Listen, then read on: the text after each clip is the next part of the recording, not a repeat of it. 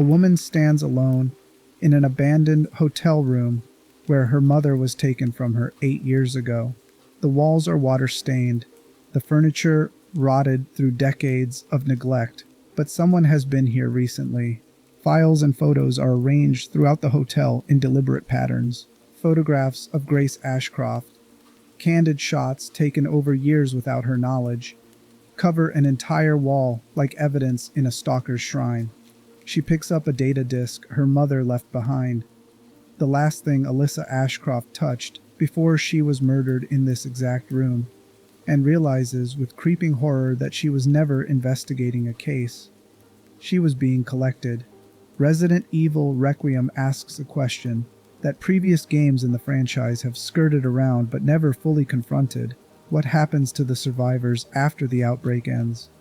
The franchise has spent decades exploring how bioweapons transform bodies, how corporations weaponize human biology. But Requiem shifts focus to something more insidious and more realistic: the psychological cost of surviving horror that should have killed you, the trauma that persists long after physical wounds heal, and the mental disorders that emerge when your body remembers what your mind tries to forget. This analysis examines the mental health conditions present in Resident Evil Requiem through clinical frameworks while exploring how Capcom uses psychiatric disorders as narrative tools to deepen character psychology, institutional critique, and the franchise's central theme. Surviving bioterror creates wounds that don't show up on medical scans but are just as lethal as any virus. By the end, you'll understand how Grace Ashcroft's social anxiety disorder makes her the perfect protagonist for a story about powerlessness, how Victor Gideon's delusional disorder transforms grief into genocidal research, how Raccoon City Syndrome functions as both literal disease and metaphor for unprocessed collective trauma, and why the most terrifying diagnosis in the game belongs not to any individual character, but to the systems that created them. If something in this deep dive resonates with you, drop a comment letting me know what connected, whether it was a specific character analysis, a moment that made you see the game differently, or just a detail you hadn't noticed before. You can also throw out a topic suggestion for a future video. Building this community means interacting with each other in the comments. And truly, that's my favorite part of all this. So now get comfortable, dim the lights, and let's start. Chapter 1: Grace Ashcroft and Social Anxiety. Grace Ashcroft is not a soldier. She's not a former Special Forces operator, not a veteran of previous bioterror incidents, not someone whose training prepared her for combat against infected humans and bioweapons. She's a technical analyst for the Federal Bureau of Investigation who spends her workdays writing reports and avoiding situations that require her to speak in front of groups larger than 3 people. Capcom's decision to make her the protagonist of Requiem's horror sections represents a fundamental shift in how the franchise approaches vulnerability, not as something to overcome through firepower and training, but as a permanent condition that shapes how you navigate spaces designed to kill you. Grace exhibits multiple symptoms consistent with social anxiety disorder, clinically defined as persistent fear of social situations where the person believes they might be judged, embarrassed, or humiliated. The game establishes this immediately through environmental storytelling and character behavior rather than exposition. When Grace arrives at the Wrenwood Hotel to investigate the mysterious death, her body language communicates discomfort with being observed. She checks her surroundings constantly, moves close to walls rather than crossing open spaces, and her internal monologue reveals hyper-awareness of how others might perceive her actions. This matters because social anxiety operates on the principle that other people's attention is dangerous. Sufferers develop elaborate strategies to minimize their visibility, to avoid drawing notice, to move through the world without leaving impressions that could be evaluated and found wanting. Grace has spent her entire adult life perfecting invisibility. She chose a career that keeps her behind computer screens rather than in field operations. She lives alone with minimal social connections outside of work. Her personnel file notes that she declines invitations to work social events and has never attended optional team building activities. When the game forces Grace into survival horror scenarios where hiding and avoiding detection determine whether she lives or dies, her social anxiety transforms from liability into survival tool. The same cognitive patterns that make casual conversation excruciating, constant scanning for threats, hypervigilance about being watched, acute sensitivity to environmental cues that signal danger, become exactly what keeps her alive in the Rhodes Hill Chronic Care Center. But social anxiety doesn't exist in isolation. Grace's condition has clear developmental origins tied to attachment trauma. She was adopted by Oswell Spencer as an infant under circumstances she doesn't fully understand, then passed into the care of investigative journalist Alyssa Ashcroft when Spencer faced trial for his role in creating the bioweapons that destroyed Raccoon City. Grace grew up knowing she was connected to one of history's greatest bioterror events without understanding how or why. Her mother's freelance journalism career meant constant relocation, making it impossible to maintain friendships or develop stable social networks. Grace learned early that people are temporary, that attachment leads to loss, and that the safest emotional position is detachment. When Alyssa was murdered at the Wrenwood Hotel 8 years before Requiem's events, Grace was 14 years old and present when it happened. The game reveals this through Grace's flashback sequences. Grace gave her statement to police. No investigation followed. The case closed within weeks. This experience created what trauma psychologists call a betrayal trauma. Grace witnessed violence against her primary attachment figure, sought help from institutional authorities, and was told that what she experienced didn't happen the way she knew it happened. The authorities who were supposed to protect her mother instead protected the narrative that her death was random misfortune rather than targeted murder. This teaches a specific lesson. Your perception of reality cannot be trusted. Institutions will not validate your trauma, and speaking about what you witnessed will not produce justice or safety. Grace responded by developing what clinical literature calls anxious avoidant attachment. She desperately wants connection, but simultaneously believes that closeness to others will result in abandonment, betrayal, or death. This manifests throughout Requiem in her interactions with other characters.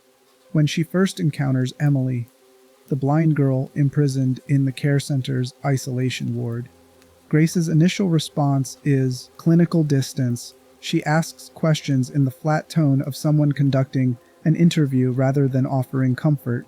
She tells Emily they need to work together to escape, but frames it as tactical necessity rather than emotional connection. Emily calls out this behavior directly in their early dialogue. She asks Grace if she's always this cold, if she talks to everyone like they're data points in a report. Grace doesn't have an answer. She's genuinely unaware that her speech patterns communicate emotional unavailability, because those patterns developed as protection against the pain that comes from caring about people who disappear. The game's mechanics reinforce Grace's psychological state through brilliant design choices that make her anxiety disorder inseparable from gameplay. When Grace aims her weapon, her hands visibly shake, making accurate shots nearly impossible until she takes time to steady herself, time she often doesn't have when infected humans are charging her position. This isn't a difficulty modifier or a temporary status effect. It's a permanent condition reflecting that Grace is terrified, has no combat training, and experiences physiological anxiety responses that trained soldiers learn to suppress. Her movement animations tell the same story. When Grace runs, she stumbles. When she climbs, she hesitates before committing to actions that Leon Kennedy would execute without thought. When she opens doors into unknown spaces, she pauses at the threshold, breathing rapidly before forcing herself forward. These aren't cinematic flourishes. They're accurate representations of how anxiety disorders affect motor control and decision-making under stress. Grace also exhibits symptoms of generalized anxiety disorder, which manifests as persistent worry about multiple aspects of life, even when no immediate threat exists. Grace's internal logic operates on worst-case scenarios. She might need that green herb later. Conserving ammunition now means having reserves for the disaster she knows is coming. Keeping items that appear useless might prevent a situation where she's trapped, because she discarded the one thing that could save her. This thinking pattern makes perfect sense in survival horror gameplay, but it also accurately represents how people with chronic anxiety navigate ordinary life, always preparing for disasters, always conserving resources, always assuming current calm is temporary and something worse is approaching. Grace's anxiety disorder creates a specific vulnerability that Victor Gideon exploits comprehensively. Her entire psychological structure is built around maintaining control through invisibility, avoiding situations where others observe her, minimizing her presence in spaces where judgment might occur, managing her own agency to stay unnoticed. Gideon's abduction destroys all of this. He takes her specifically because his delusional framework demands her participation in unlocking Elpis, forcing her into a situation where she becomes the center of his research focus, where her body and biology are examined, where she has zero control over her circumstances or agency over her fate. The woman who spent her life trying to disappear is now imprisoned as the key subject in a madman's experiment, unable to hide, unable to escape observation, unable to exercise the self-protective invisibility her disorder requires. This represents a profound evil that the game treats with appropriate gravity.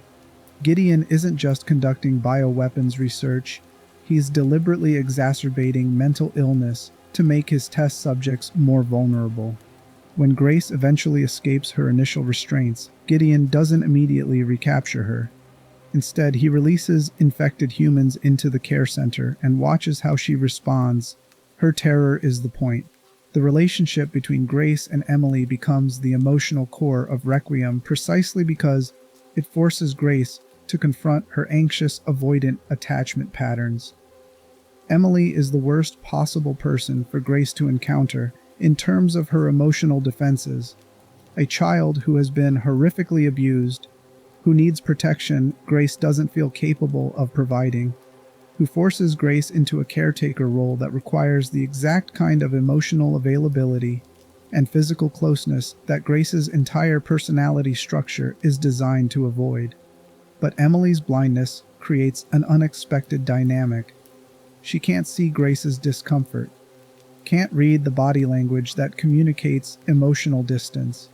Emily responds to Grace's words and actions rather than the nonverbal cues that usually signal to others that Grace wants to be left alone. This forces Grace to articulate her intentions explicitly, to say out loud that she's going to help Emily escape, to make verbal commitments that her attachment disorder would normally let her avoid through ambiguous behavior.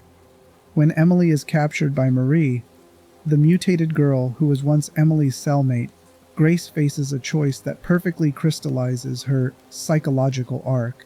She can leave the care center alone, report Emily's location to authorities, and let trained rescue teams handle the extraction. This is what her anxiety disorder wants her to do: avoid the danger, delegate responsibility, maintain emotional distance from an outcome she can't control. But Grace doesn't leave. She descends into the basement tunnels where Marie has taken Emily, fully aware that she lacks the skills to survive this rescue attempt because something in her psychology has shifted. This represents what clinical frameworks call corrective emotional experience. Grace is reenacting the trauma of being unable to save her mother, but this time she's choosing to act rather than freeze, to risk death rather than live with another abandonment she could have prevented. The game doesn't present this as Grace overcoming her anxiety disorder. Her hands still shake when she aims her weapon. She still stumbles when she runs. Her breathing still becomes ragged when infected humans get close, but she's functioning despite these symptoms rather than being paralyzed by them, which represents realistic progress rather than cure.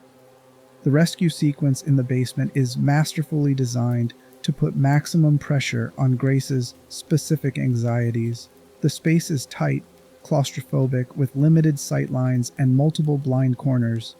Exactly the kind of environment where her hypervigilance becomes overwhelming. Marie stalks Grace through these tunnels using tactics that exploit her anxiety responses. This cat and mouse sequence represents how anxiety disorders distort threat assessment. Grace knows objectively that conserving ammunition and avoiding unnecessary confrontation is tactically sound, but her anxiety makes every shadow feel like imminent attack, every sound like approaching danger, every moment of quiet like the calm before worse horror. The courtyard escape sequence that follows represents Grace's anxiety disorder at its most debilitating. She and Emily attempt to reach the helicopter that pilot Harry Reid has landed to extract them, but the approach requires crossing open ground with no cover while infected humans converge from multiple directions. Grace's hypervigilance becomes tactically useful here. She spots threats early, identifies escape routes, calculates angles of approach. But her anxiety also makes her freeze at critical moments. She sees the infected coming and her body locks up, unable to decide between multiple bad options, while precious seconds evaporate. Emily cannot see the danger but trusts Grace completely. She holds Grace's hand and waits for instructions. Absolute faith that Grace will keep her safe. This trust should be comforting, but for Grace it amplifies pressure to catastrophic levels. She's responsible not just for her own survival, but for a child who has no ability to save herself. And Grace's anxiety disorder tells her she will fail, that Emily will die because Grace isn't competent enough to protect her, that this will be exactly like watching her mother die, except this time it will be directly Grace's fault. They reach the helicopter. Reid lifts off, and in the moment, that should represent safety. Zombies that climbed onto the aircraft's exterior attack through the windows, causing Reid to lose control. The helicopter spins, crashes, kills Reid instantly and severely injures Emily. Grace watches another person die despite her best efforts to save them, watches Emily lie motionless in the wreckage, and experiences the exact trauma her anxiety disorder has been predicting her entire life. Care leads to catastrophic loss. Attachment results in watching people die. Trust produces only betrayal by a universe that punishes connection. Emily's injury triggers her latent T-virus infection, causing rapid mutation that transforms her into a bioweapon. Grace must watch the child she risked everything to save become the thing she's been running from throughout the entire care center. This represents the ultimate manifestation of Grace's anxious attachment. The person she allowed herself to care about transforms into a literal monster, validating every fear. That closeness produces horror. Leon arrives in time to prevent Emily from killing Grace, shooting the mutated child with precision that incapacitates without killing. He hands Grace his handgun and tells her to run, that he'll handle this. Grace obeys because her entire psychological structure is built around trusting authority figures and avoiding responsibility for outcomes. She escapes the care center with Gideon and Zeno, abandoning both Emily and Leon, making the choice her anxiety disorder has been preparing her to make. When overwhelmed, detach, and survive. The game's first major arc ends here, with Grace having confirmed her deepest fear, that her efforts to save people only result in transforming them into threats, that her anxiety about catastrophic outcomes is justified by reality, and that the only safe emotional position is the detachment she started with. This isn't character growth in a conventional sense. This is psychological regression under trauma, the reinforcement of maladaptive coping mechanisms, the validation of anxiety's catastrophic predictions. But something happened during Grace's time in the care center that her anxiety disorder can't process. She actually succeeded at things she believed were impossible. She survived combat encounters despite no training. She rescued Emily from Marie despite overwhelming fear. She made it to the helicopter despite every prediction that she would freeze and die. Her anxiety keeps insisting these successes don't count, that they were luck rather than competence, that the real test is still coming and she'll fail when it matters most. But buried underneath that catastrophic thinking is the undeniable evidence that Grace is more capable than her disorder allows her to believe. The question Requiem poses through Grace's character arc is whether corrective experiences can override years of anxious thinking, whether surviving the situations your disorder insists will kill you can slowly erode those predictions, or whether trauma reinforcement is so powerful that evidence of competence gets filtered out while evidence of failure gets amplified, until the only lesson learned is that caring about others produces horror, and detachment is the only sustainable emotional position. Grace's story doesn't end at the care center. The game's second half will test whether her brief attachment to Emily created permanent change or just temporary deviation from her baseline anxiety patterns. But first, we need to understand the man who engineered her abduction, who studied her psychological vulnerabilities, and who represents what happens when grief transforms into delusional certainty that justifies any atrocity. Chapter 2. Victor Gideon's Pathological Mission.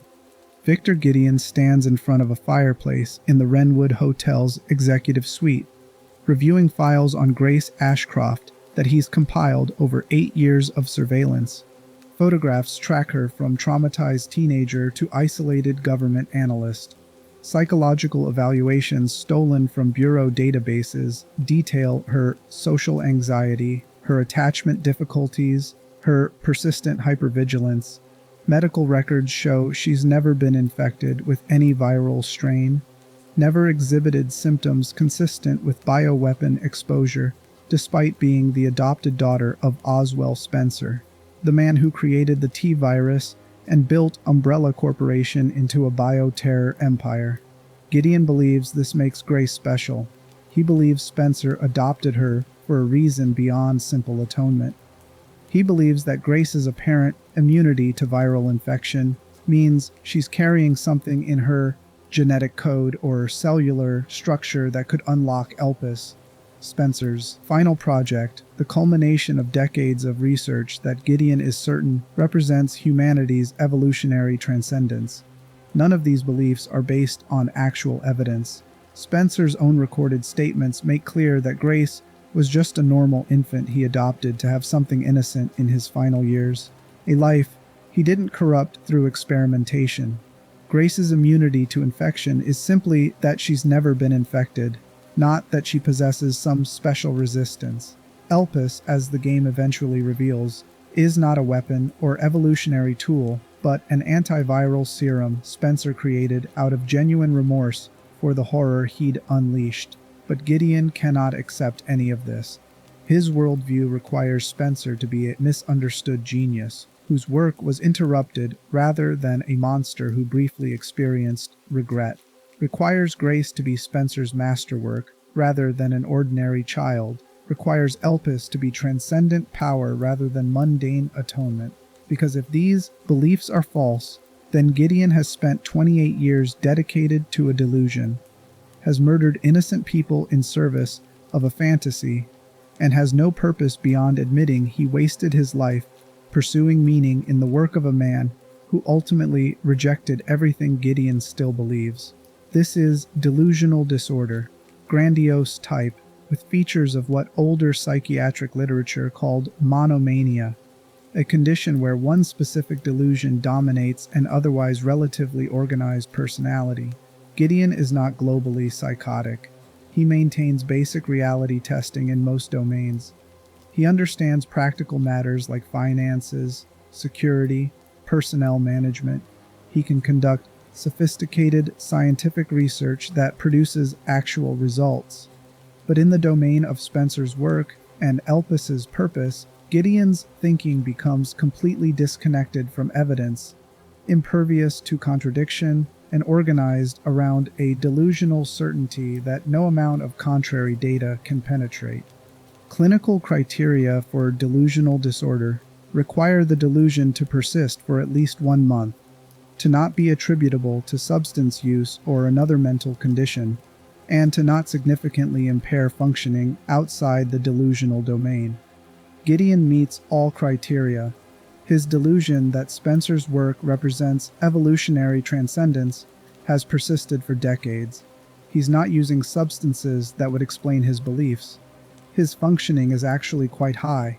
He successfully purchased and operated the Rhodes Hill Chronic Care Center, conducted covert research while maintaining legitimate medical operations, and evaded law enforcement for years. But within the domain of his delusion, Gideon's thinking exhibits all the classic features of fixed, false beliefs, resistant to contradictory evidence. He interprets every new piece of information through the lens of his core delusion, rejecting anything that doesn't fit and incorporating everything that can be twisted to support his beliefs. When Alyssa Ashcroft investigated the care center and discovered evidence that Gideon was conducting illegal experiments, he didn't question whether his research might be unethical. He concluded that Alyssa was an obstacle placed in his path to test his commitment to Spencer's vision, and he had her murdered as proof of that commitment. When multiple test subjects died during his attempts to unlock Elpis through viral experimentation, Gideon didn't interpret this as evidence that his approach was flawed. He interpreted it as necessary sacrifice on the path to transcendence, casualties that would be justified once Elpis was finally released. Each failure reinforced his belief that success was close, that the next experiment would be the breakthrough, that Spencer's genius was so profound, it required exceptional dedication to unlock. This pattern, where contrary evidence reinforces rather than challenges delusions, is characteristic of the disorder. People with delusional disorder develop elaborate explanatory frameworks that account for disconfirming information by incorporating it into the delusional system. Gideon's framework explains failure as testing, opposition as obstacles, deliberately placed to separate true believers from those who lack commitment, and criticism as persecution by people too limited to understand Spencer's vision. The game reveals Gideon's backstory through scattered documents and recordings that paint a picture of developmental trajectory leading to his current psychological state. He was born around 1972, came of age during Umbrella Corporation's expansion in the late 80s and early 90s, and by 1998 had become a researcher in the Tyrant Project, Umbrella's program to create human-based bioweapons with enhanced strength, durability, and combat capabilities.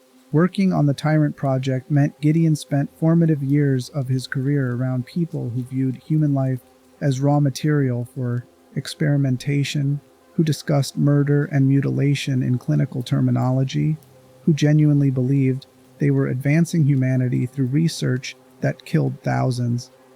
This creates what organizational psychology calls normalization of deviance.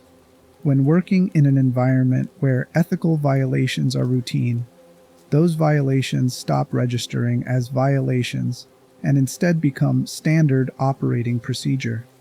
Gideon was promoted to head the Elpis project before Raccoon City's destruction, giving him access to Spencer's personal research notes and strategic vision. This is when Gideon's delusion crystallized. He read Spencer's writings about creating viruses that could transfer consciousness between bodies, about engineering humanity's evolution beyond biological limitations, about building a future where death itself became obsolete. And Gideon interpreted this material not as the grandiose fantasies of a megalomaniac, but as achievable scientific goals that Spencer was on the verge of accomplishing before legal prosecution forced him to abandon his work. When Raccoon City was destroyed in September 1998 and Umbrella's operations were exposed, the ELPIS project was shut down along with most of the company's research programs. For Gideon, this wasn't corporate collapse following criminal exposure. It was persecution of visionaries by a society too afraid to embrace its own evolution. He internalized the mission to continue Spencer's work regardless of legal or ethical constraints, viewing himself as the faithful steward who would complete what the master had started. This self-conception as the inheritor of Spencer's mission reveals narcissistic personality features that often accompany delusional disorder. Gideon doesn't see himself as one of many Umbrella researchers who happen to work on relevant projects. He sees himself as uniquely chosen to understand and complete Spencer's vision, as someone whose dedication and brilliance make him the rightful successor to Umbrella's legacy. He refers to Spencer as his master in ways that go beyond professional respect, speaking about him with religious reverence usually reserved for prophets or saviors. After Umbrella's bankruptcy in 2003, Gideon used money obtained through means the game doesn't fully specify, likely selling Umbrella research to interested parties, to purchase the Rhodes Hill Chronic Care Center. The facility had previously been owned by the Spencer Foundation, making it symbolically important to Gideon's mission. He saw this purchase as reclaiming sacred ground, as establishing a base where he could continue Spencer's work free from oversight. The decision to use a medical care facility as cover for bioweapons research reveals Gideon's complete erosion of ethical boundaries. The Rhodes Hill Center served legitimate patients, elderly individuals requiring chronic care, people with severe medical conditions needing long-term treatment. Gideon maintained these operations to preserve his cover, but he also used the patient population as test subjects when they met his research criteria. Informed consent was never obtained. Patients who questioned their treatment were sedated. Families who asked too many questions were told their relatives had succumbed to their existing conditions. This represents what clinical literature calls compartmentalization. Gideon maintains awareness that society views his actions as criminal, but he's created internal cognitive separation where the part of him that conducts illegal experiments doesn't communicate with the part that knows those experiments are wrong.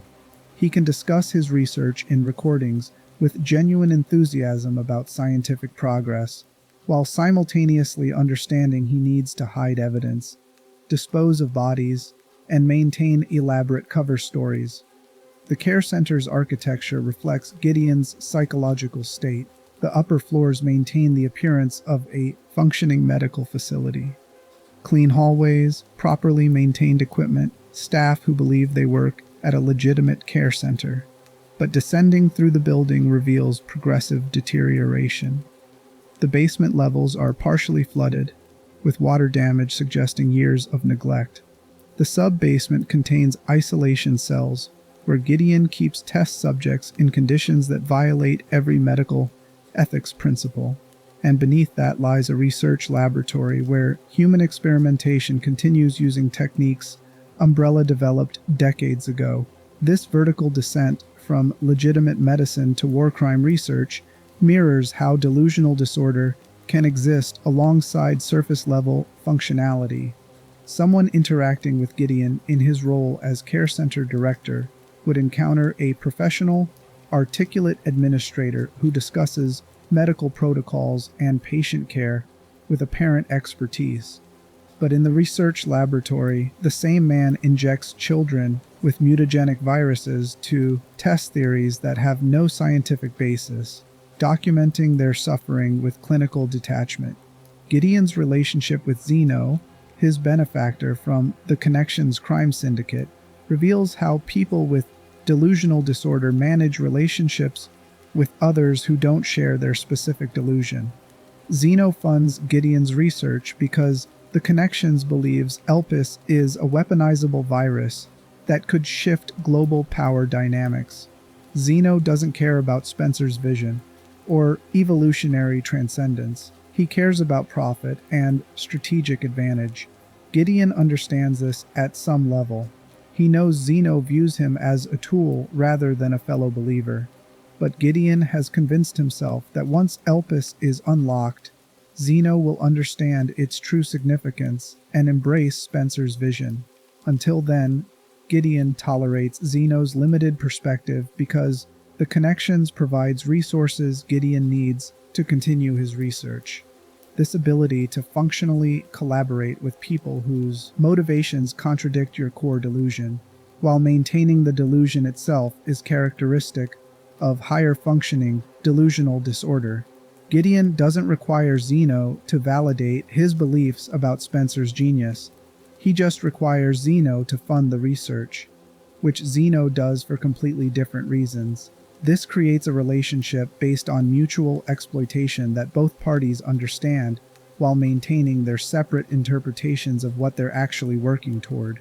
When Gideon abducts Grace, his delusion reaches maximum intensity. He truly believes Grace is the key to unlocking Elpis, that Spencer's adoption of her 8 years before his death was preparation for this moment, that Grace's genetic code or cellular structure contains information Spencer encoded specifically for Gideon to discover. None of this is true. Spencer's recorded interviews make clear he adopted Grace as an act of simple human kindness, wanting to save one child after destroying so many. But Gideon cannot accept this explanation because it would mean Spencer's final significant act had nothing to do with Gideon, wasn't preparation for anyone to continue his research, was just an old man trying to do one decent thing before death. Grace's captivity in the care center becomes a laboratory for Gideon to test his theories while simultaneously studying her for his ongoing research. He subjects her to a battery of medical tests that reveal nothing unusual. Her blood work is normal. Her cellular structure shows no viral modifications. Her genetic profile contains nothing that would explain supposed immunity or special properties. But each negative result only reinforces Gideon's belief that Spencer's genius was so subtle, so sophisticated, that conventional testing can't detect it. This is the pernicious nature of delusional disorder. It creates frameworks that interpret negative evidence as supporting the delusion. If tests showed Grace had unique genetic features, that would prove Gideon's theory. When tests show she's completely normal, that proves Spencer's work was so advanced it evades detection, which also supports Gideon's theory. The delusion has become unfalsifiable, structured so that literally any outcome confirms the core belief. Gideon's research notes found throughout the care center reveal the specific hypotheses he's testing. He believes Spencer developed a technique for encoding consciousness into genetic material that could be transferred through viral vectors. He believes Grace's DNA contains Spencer's consciousness or memories, waiting to be activated through the right viral trigger. He believes that if he can isolate this encoded information and apply it to Elpis, the virus will transform from inert genetic material into something that grants godlike control over biological systems. These hypotheses aren't based on established science. They're based on Gideon's interpretation of Spencer's notes, filtered through his delusional belief system. Real virologists reading Spencer's research would see sophisticated bioweapon development, with notes about theoretical consciousness transfer that Spencer himself probably didn't believe was actually achievable. Gideon reads the same documents and sees a blueprint for transcendence that Spencer successfully implemented, but carefully concealed. The moment Gideon injects himself with the Nemesis gamma parasite represents the logical endpoint of his delusional thinking. The Nemesis parasite is one of Umbrella's most horrific creations, an engineered organism that grants superhuman strength and durability, while typically destroying the host's cognitive function, reducing them to violent killing machines with minimal intelligence. Previous Nemesis-type bioweapons, like the creature that stalked Jill Valentine through Raccoon City, demonstrated this pattern clearly. Immense physical power paired with barely controlled aggression and inability to think beyond simple pursuit and destruction. Gideon modified the parasite based on his interpretation of Spencer's notes, believing he could retain his intelligence while gaining the physical enhancements. This belief has no scientific foundation. Every documented case of Nemesis parasite integration resulted in severe cognitive deterioration. But Gideon's delusion tells him he's different, that his understanding of Spencer's vision will allow him to achieve what others couldn't, that his dedication grants him protection from the parasite's mind-destroying effects. The transformation itself is documented in the game through environmental storytelling. Players find Gideon's research logs describing the injection process, his initial physiological responses, and his mounting certainty that the experiment is succeeding.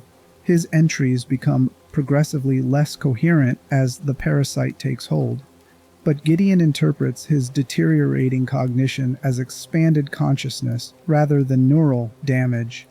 He writes about perceiving reality in new ways, about understanding Spencer's vision with unprecedented clarity, about feeling his body strengthen as his mind elevates. What's actually happening is that the parasite is destroying his prefrontal cortex while enhancing his physical capabilities. The physical strength is real, purchased at the cost of the cognitive functions that made him capable of sophisticated research in the first place. But even as Gideon's transformation progresses, his core delusion remains intact. This reveals something crucial about delusional disorder. The delusion itself can survive even when the surrounding personality structure deteriorates.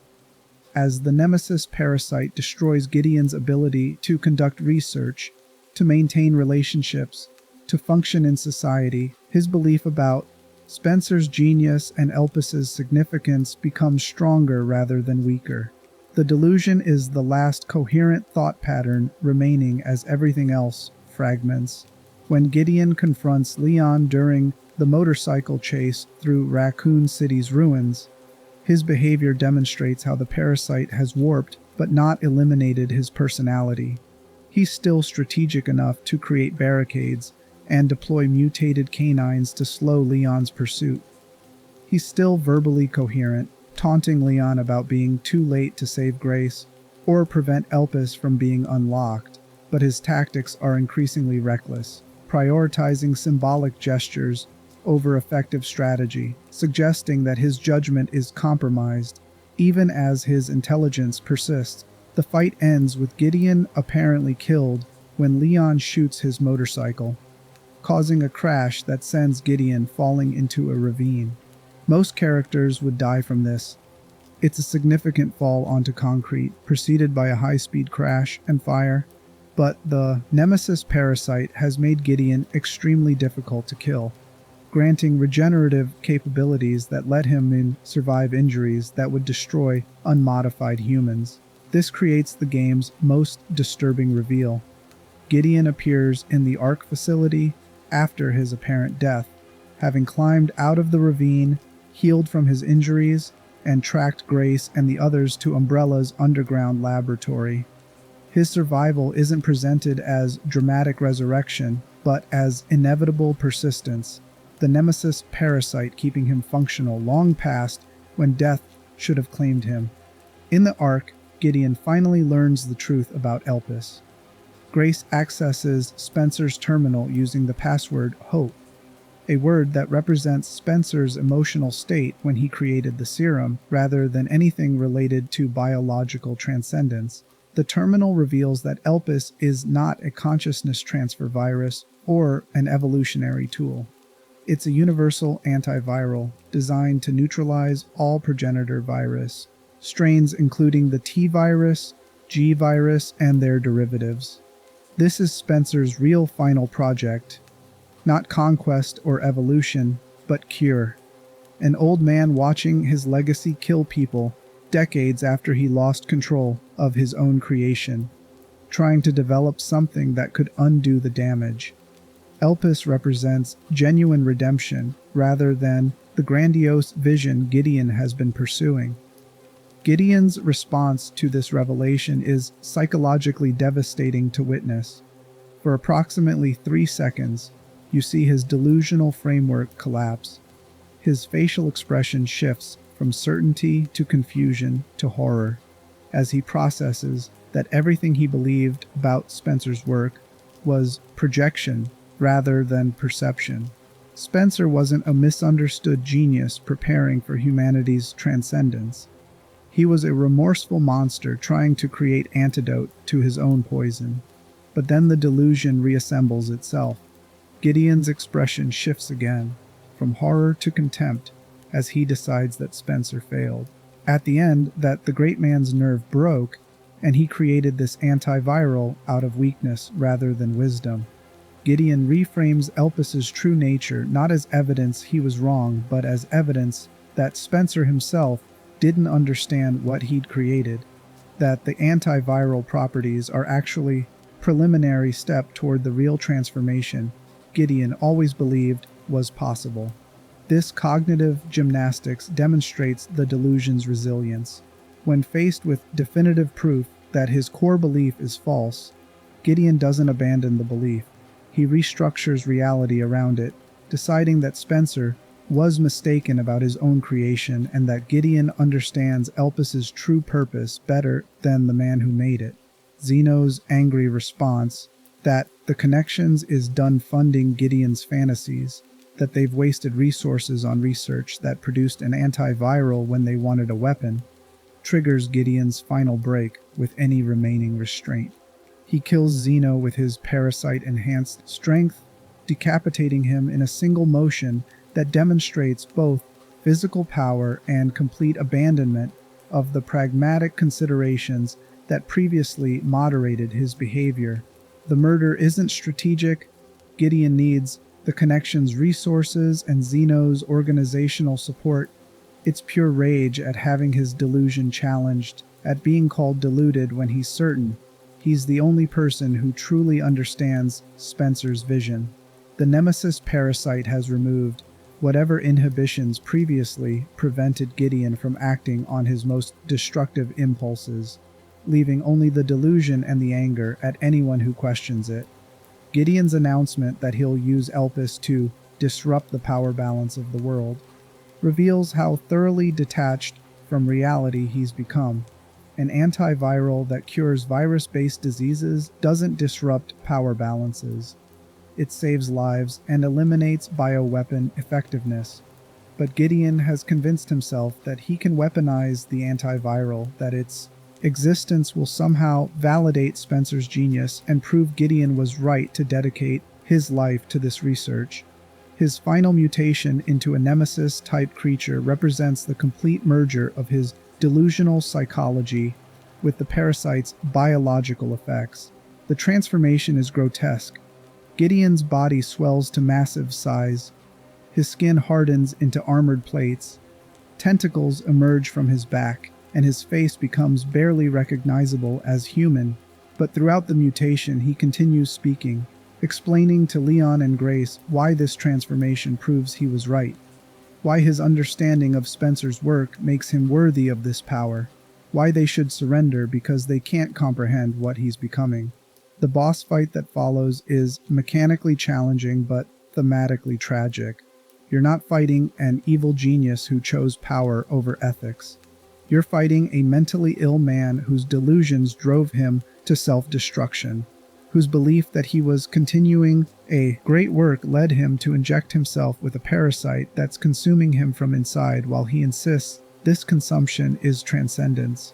Leon's killing blow, shooting the nemesis parasite's core after exposing it through sustained fire, doesn't produce a dramatic villain death speech.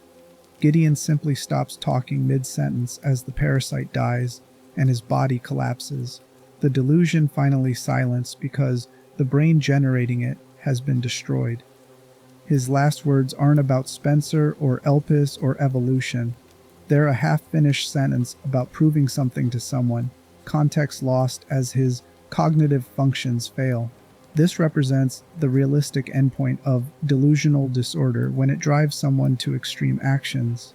There's no moment of clarity where Gideon realizes he was wrong and expresses remorse. There's no dramatic revelation that makes his choices make sense.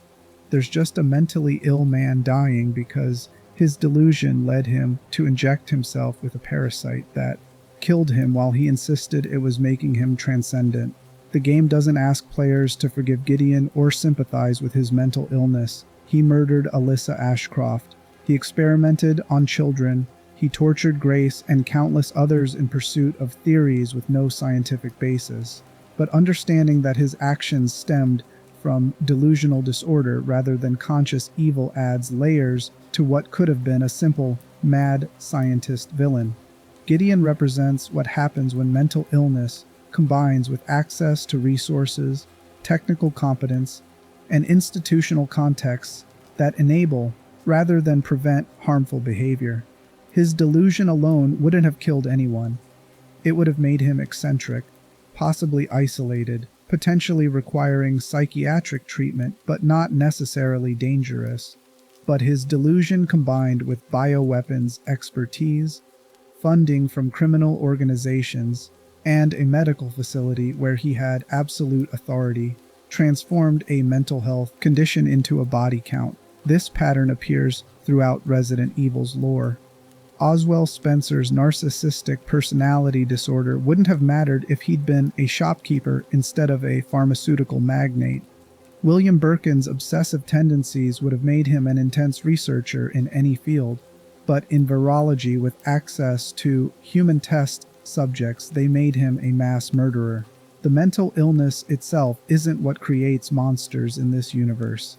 It's the combination of psychological vulnerabilities and institutional contexts that weaponize those vulnerabilities. Gideon's story also demonstrates how organizations exploit mentally ill individuals for institutional purposes.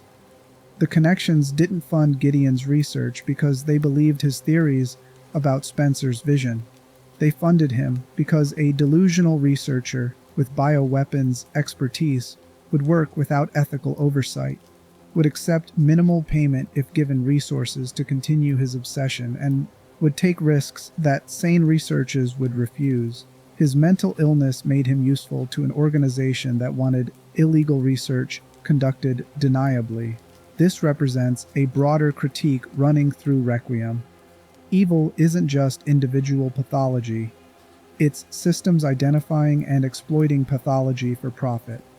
Gideon is responsible for his choices, but the Connections is responsible for deliberately enabling a mentally ill researcher because his delusions made him controllable.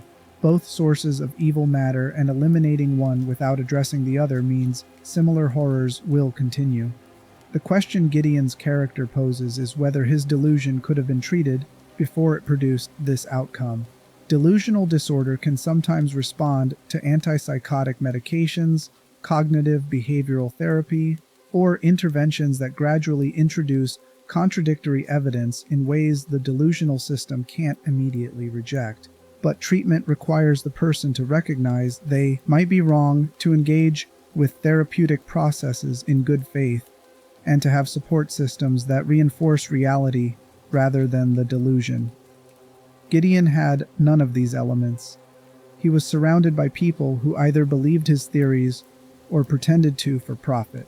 He had no relationships outside his research that might have provided perspective. He interpreted every setback as testing rather than failure, making him resistant to evidence-based reality testing.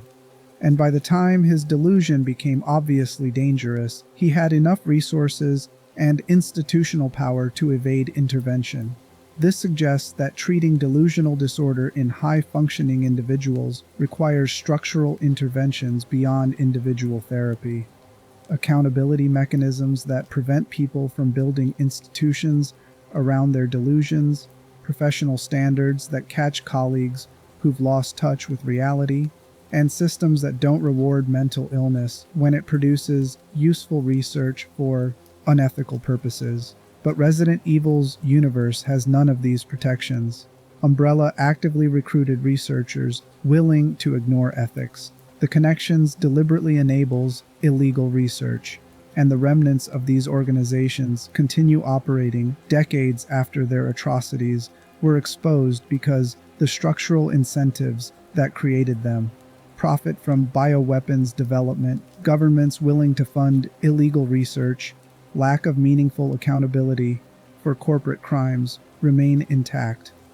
Gideon is dead, killed by Leon in the ARC facility beneath Raccoon City, but the systems that enabled him continue functioning, waiting for the next mentally ill researcher with bioweapons expertise and a delusion that can be weaponized for institutional purposes. Chapter 3: Emily and the Psychology of Childhood. Emily sits alone in a cell behind reinforced glass, reading a braille book about Village of Shadows, a fairy tale from another Resident Evil game, ironically placed here as an Easter egg that also functions as thematic commentary. She's been imprisoned in this isolation ward for months, possibly years. She doesn't know exactly how long because she can't see the passage of day into night, can't track time through visual cues, can only measure duration by the spacing between visits from staff who don't tell her anything about why she's here or what they're doing to her.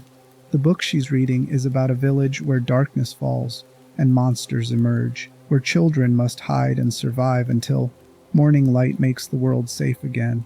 It's the only story Emily has, the only narrative framework she possesses for understanding her situation. She's living in her own village of shadows, except morning never comes and the monsters wear lab coats instead of fangs. Emily is a young blind girl imprisoned as a test subject, another life turned into inventory, in the race to reach Elpis. The files treat the children like numbers and lab material rather than people, reducing them to subjects in documentation that never bothers to learn who they are. Emily was blinded during one of these experiments. The game never definitively explains the mechanism, only that her blindness is the result of what they did to her here. Emily was taught Braille at some point during her confinement, though the circumstances remain unclear from available records. This knowledge becomes crucial when Grace needs her help reading Braille inscriptions that Grace cannot decipher alone. Emily's psychological state when Grace finds her demonstrates the long-term effects of childhood institutionalization combined with sensory deprivation and experimental trauma. She speaks in a flat affect, minimal emotional inflection, responses that sound rehearsed rather than spontaneous, vocabulary that's technically sophisticated, but used in ways that suggest she learned language from limited interaction with adults rather than peer socialization. When Grace asks Emily what happened, Emily responds that everyone left. This is factually true. Gideon deliberately infected or killed most of the care center staff before Grace's arrival, creating the zombie outbreak that serves as the game's horror environment. But Emily's tone suggests she doesn't find this particularly distressing. People leaving is something that happens. Adults disappear from her environment regularly, sometimes returning, sometimes not. This particular disappearance is just more comprehensive than usual. This emotional blunting indicates what developmental psychology calls learned helplessness combined with institutional adaptation. Emily has been in environments where her actions have no effect on outcomes for so long that she's stopped investing emotional energy in responses that don't change anything. She can't stop the experiments. She can't prevent people from leaving. She can't control anything about her circumstances. So she's developed a psychological stance of passive acceptance, conserving energy by not caring about things she can't influence. Grace's attempt to comfort Emily reveals how thoroughly Emily's institutionalization has damaged her capacity for normal social interaction. Grace says she'll help Emily get out, that they'll escape together. Emily asks why Grace would do that, not in a hopeful tone suggesting she's surprised someone wants to help, but in genuine confusion about Grace's motivation. In Emily's experience, adults don't help, They experiment, observe, document, leave. The concept of an adult acting out of compassion doesn't fit her understanding of how the world works. This reflects attachment disorder development in institutionalized children. Normal attachment forms through repeated experiences of need and response. Infant cries, caregiver provides comfort, child learns that expressing distress brings help. Emily's early development occurred in an institution where expressing distress had no effect on whether her needs were met, where staff followed protocols rather than responding to her emotional state, where she received care on schedules determined by research requirements rather than her signals. The result is a child who doesn't expect help, doesn't know how to seek it appropriately, and doesn't trust that adults who offer assistance are actually trying to benefit her, rather than using her for purposes she doesn't understand.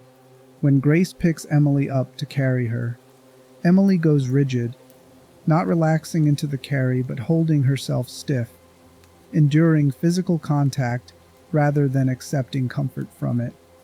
The puzzle sequence where Grace needs Emily to read Braille inscriptions demonstrates one of the few contexts where Emily can exercise competence. She reads the symbols quickly and accurately, solving a problem that Grace can't address alone. For most children, this would produce pride or satisfaction. Emily shows neither. She completes the task with the same flat affect she uses for everything else, because in institutional contexts, performing assigned tasks doesn't earn praise or privileges. It just means you've avoided punishment for noncompliance. But something shifts when Marie attacks. Emily has described Marie as her friend, the only other child in her section of the facility, someone who went away without explanation. When Marie appears in her mutated form, a creature that barely resembles a human child, with elongated limbs and a mouth full of teeth and flesh hanging from a skeletal frame, Emily asks Grace what Marie looks like now. This is the first question Emily asks out of genuine curiosity, rather than scripted social response. She knows something happened to Marie, knows her friend changed, but she can't see what form that change took. Grace tries to spare her the details, saying Marie is different now. Emily presses, asks if Marie is hurt, if she's scary, if she's still Marie underneath. Grace doesn't know how to answer truthfully without traumatizing Emily further, so she says that Marie is still trying to protect Emily, that whatever happened to her hasn't changed, that she cares. This is accurate. Marie's behavior demonstrates she retained enough memory and emotion to keep Emily safe even after her cognitive functions collapsed. But it's also the first time in Emily's remembered life that an adult has told her a comforting truth about a difficult situation rather than lying or refusing to explain. This creates a fragile bond between Grace and Emily that becomes the emotional core of Grace's character arc. Emily starts trusting Grace slightly more, relaxing infinitesimally when Grace carries her, asking small questions about their surroundings that suggest she's beginning to engage with the world beyond passive endurance.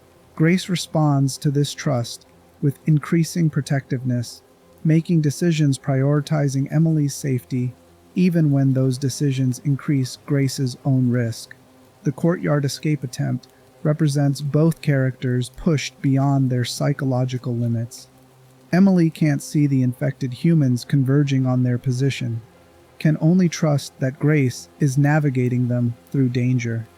Grace can barely handle her own terror, much less maintain composure while responsible for a blind child who needs constant verbal guidance about obstacles, threats, and direction changes. When they reach the helicopter and Emily says a thank you to Grace, simple words delivered in her characteristic flat affect, but representing the first time Emily has expressed gratitude to anyone, Grace experiences the kind of emotional breakthrough that trauma therapists describe as corrective attachment. She's succeeded at protecting someone who needed her. She's become the kind of adult Emily could trust. She's proven to herself that despite her anxiety disorder, and attachment difficulties, she can show up for another person in crisis. And then the helicopter crashes. Reed dies. Emily is catastrophically injured, and Grace watches the fragile attachment she built with this traumatized child become another trauma that will require decades to process if Emily even survives. Emily's injury triggers her latent T virus infection, causing rapid mutation that the game presents in genuinely disturbing fashion. Her small body begins swelling, bones cracking as they elongate, skin splitting to accommodate new tissue growth. She's screaming, not the flat affect anymore, but genuine terror as her body transforms into something she doesn't understand and can't stop. Grace tries to help but doesn't know what to do. Emily is in too much pain for comfort to reach her. The mutation is too fast for medical intervention, even if Grace had supplies and training. She can only watch this child she risked everything to save undergo transformation into a bioweapon. Hearing Emily's screams become less human with each passing second. The creature Emily becomes retains minimal human characteristics. She's wrapped in a cocoon-like structure of mutated tissue, with only her distorted face visible. Her body has morphed into something designed by the virus to be a vessel for whatever purpose the connections intended when they infected her. The game's design choice to keep her face somewhat recognizable makes the transformation more horrifying. You can see the child underneath the monster, can recognize this is Emily, even though everything else has changed. Leon's arrival and his decision to shoot Emily represents the game's darkest moral choice. Emily in her mutated state is a bioweapon that will kill Grace and continue killing anyone she encounters. Leon has seen this pattern before.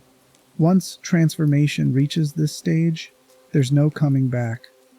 Mercy and tactical necessity align toward the same action. But Leon doesn't kill Emily. He shoots to incapacitate, carefully avoiding vital areas, buying time for Grace to run while not inflicting damage that would make Emily unrecoverable if a cure exists. This is Leon's experience speaking. He's learned through decades fighting bioweapons that some transformations can be reversed, that killing too quickly eliminates options that might become available later. Grace doesn't know this. She sees Leon shoot the child she was trying to save and interprets it as execution. Her immediate emotional reaction is betrayal, another adult making decisions about Emily's fate without consulting her. Another situation where Emily's personhood is erased in favor of tactical considerations. Grace runs, but not because Leon told her to. She runs because she can't witness Emily dying, can't be present for another loss, her anxiety disorder predicted from the start. This sequence represents compound trauma that will require extensive processing. Grace bonded with Emily despite her attachment disorder's warnings. She tried to save Emily despite overwhelming odds. She briefly succeeded, proving to herself that connection and protection were possible. And then her worst fears were validated when Emily transformed and had to be killed by someone Grace trusted to help. The psychological impact of this sequence will shape everything Grace does in the game's second half. Her anxiety disorder now has concrete evidence that caring about people produces watching them transform into monsters. Her attachment difficulties now have another abandonment to add to her mother's death. Her social anxiety now has proof that trusting authority figures like Leon leads to them making choices that contradict your wishes. But there's a detail Grace doesn't know, because she fled before Leon could explain. Emily isn't dead. Leon's careful shots ensured she could be recovered if an antiviral became available. When Grace eventually returns to the water treatment plant with Elpis, Leon reveals that Emily can be saved, that the universal antiviral can reverse her mutation and restore her humanity. This reveal happens if Grace chooses the hope ending, entering the correct password and releasing Elpis rather than destroying it. The serum cures Emily's infection, reverses her mutations, and restores her eyesight. Emily wakes up able to see for the first time in her remembered life. Looking directly at Grace and recognizing her through visual information rather than just voice. The game's epilogue shows Emily, adopted by Grace, living in a normal apartment rather than an institution, attending school, developing age-appropriate social skills. The flat affect is diminishing as Emily experiences environments where her emotions matter and her actions produce responses. She's still recovering. Healing from this level of trauma takes years or decades, but she's healing in contexts that support recovery rather than perpetuate harm. Emily's character arc represents what happens when institutionalized children get rescued, not just physically but emotionally. Her story could have ended with her transformation, with Grace giving up and Emily dying as one more casualty of bioweapons research. Instead, it becomes a narrative about how corrective attachment can begin healing developmental trauma, how removing children from abusive institutions is necessary but insufficient, and how recovery requires adults willing to show up consistently, even when the child's trauma makes attachment difficult. But Emily's recovery depends entirely on Grace choosing correctly in the ARC facility. If Grace chooses to destroy Elpis, Emily stays dead. The game presents this as the bad ending, not because it's tactically wrong. Destroying a potentially dangerous substance has legitimate logic, but because it sacrifices Emily's life to prevent theoretical future harm, prioritizing abstract risk over concrete human cost. This choice mirrors real decisions about how society responds to institutionalized children. Every jurisdiction has children in state custody, suffering abuse in facilities that look legitimate on paper. Removing them requires resources, political will, and adults willing to take responsibility for damaged children who are difficult to parent. Leaving them requires only inaction, rationalized through bureaucratic logic about budget constraints and lack of suitable placements, and children being fine in institutional care. Emily survives because Grace chooses to act despite risk, to prioritize the child in front of her over abstract concerns about what powerful people might do with an antiviral. But thousands of real children with Emily's backstory stay in abusive institutions because the adults who could remove them choose differently, prioritizing systemic stability over individual children's well-being. The game doesn't explicitly make this connection. Emily's story exists within Resident Evil's bioterror narrative, not as social commentary about child welfare systems, but the parallels are unavoidable for anyone who understands how institutionalized children are treated in reality versus how we pretend they're treated. Chapter 4: Zeno and the Fragmentation of Identity. Zeno appears at the Rhodes Hill Chronic Care Center wearing a white suit, platinum blonde hair slicked back, dark sunglasses concealing his eyes. His voice is smooth, professionally modulated, the kind of voice that belongs to someone accustomed to corporate boardrooms and high-stakes negotiations. He introduces himself to Grace with calm authority, explaining that she's special, that her presence here represents liberation rather than captivity, that she'll soon understand the significance of what's about to happen. Grace recognizes none of this as comforting. She hears the words but processes the subtext. This is someone who views her as an object rather than a person, who speaks about her fate as though she has no say in determining it, who presents imprisonment as freedom because he genuinely believes his purposes justify overriding her autonomy. She's been trained as an analyst to assess credibility and threat, and everything about Zeno registers as danger concealed behind professional courtesy. But players familiar with Resident Evil's lore recognize something else. Zeno looks nearly identical to Albert Wesker, the franchise's most iconic villain, a bioterrorist who appeared across multiple games, who possessed superhuman abilities from viral enhancement who died in Resident Evil 5 during a confrontation with Chris Redfield and Jill Valentine. Wesker's death was definitive, his body consumed by volcanic lava after the rocket launcher destroyed his final form. There's no ambiguity about whether he survived. Albert Wesker is dead. So who is Zeno?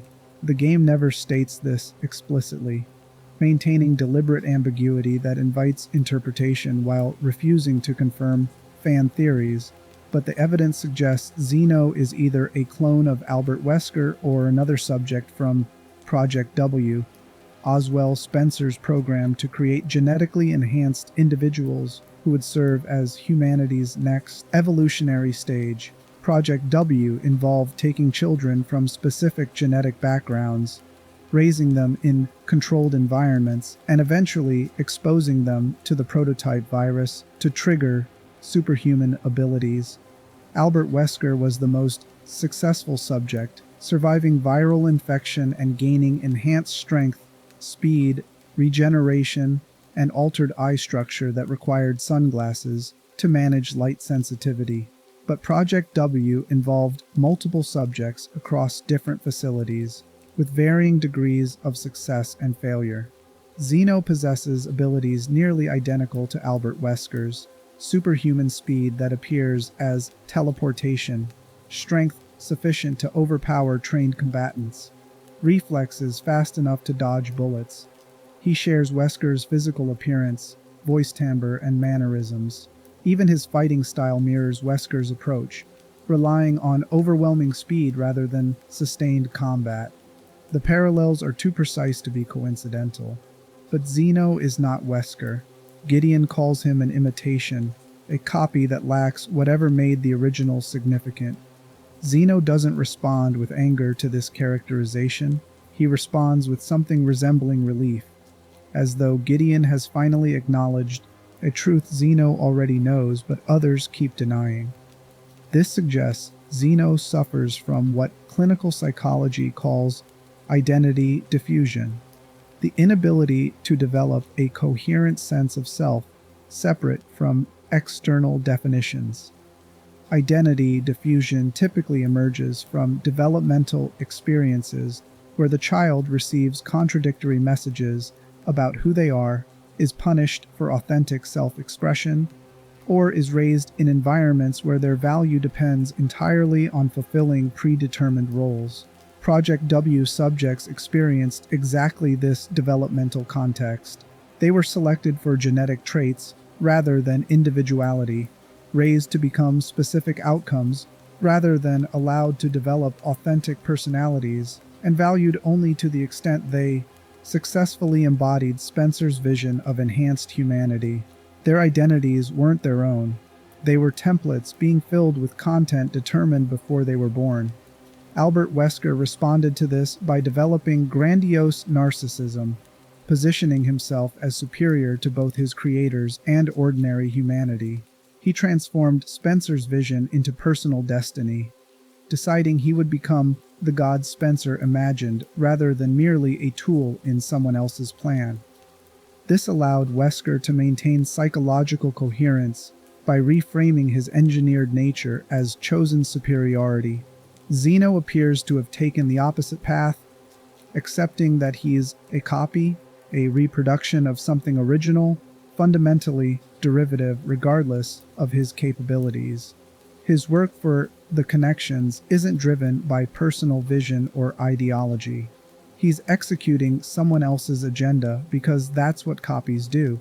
They fulfill the purposes for which they were created rather than generating their own meaning.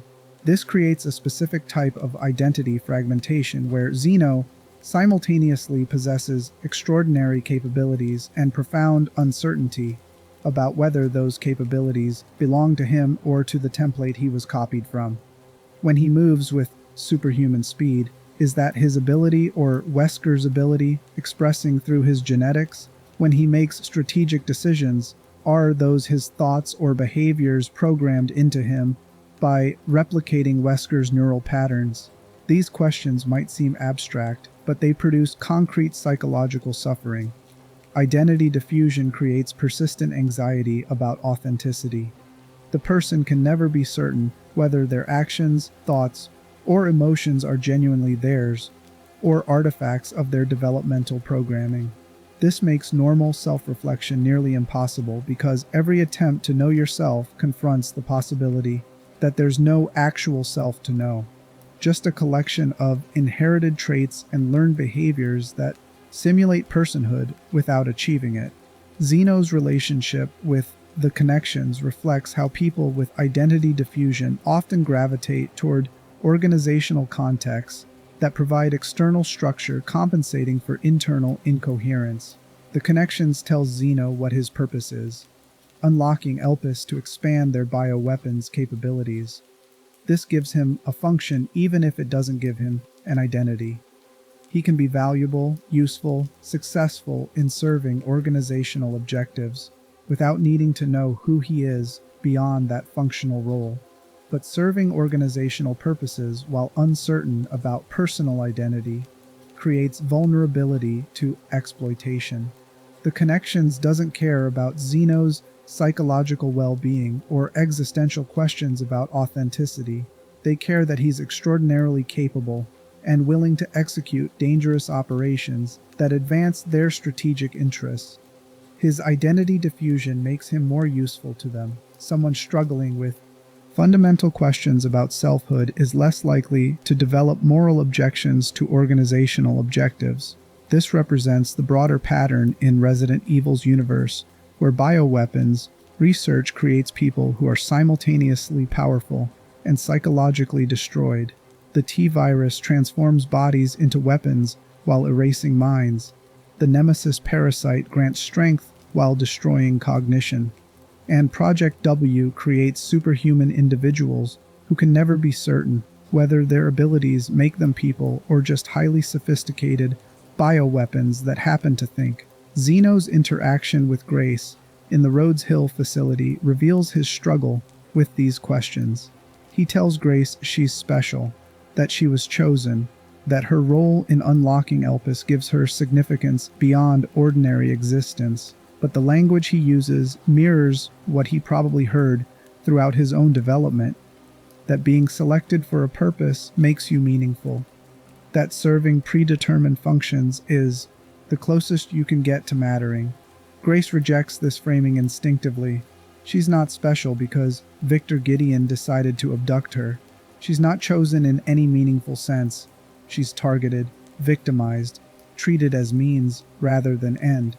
Zeno appears genuinely confused by her rejection, as though the idea that being selected for someone else's purposes might not be desirable has never occurred to him.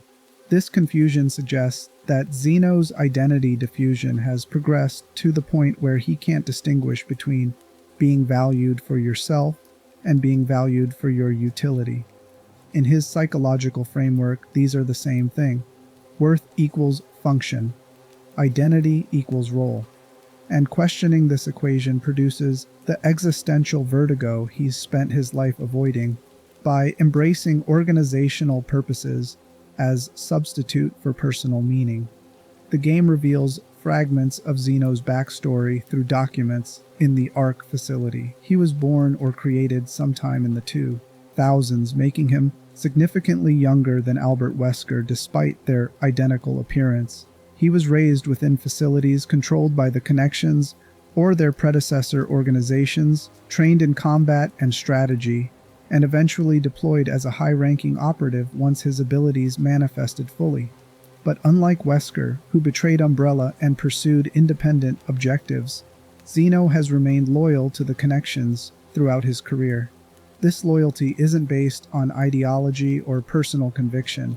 It's based on the organization, providing the only stable identity framework he's ever known.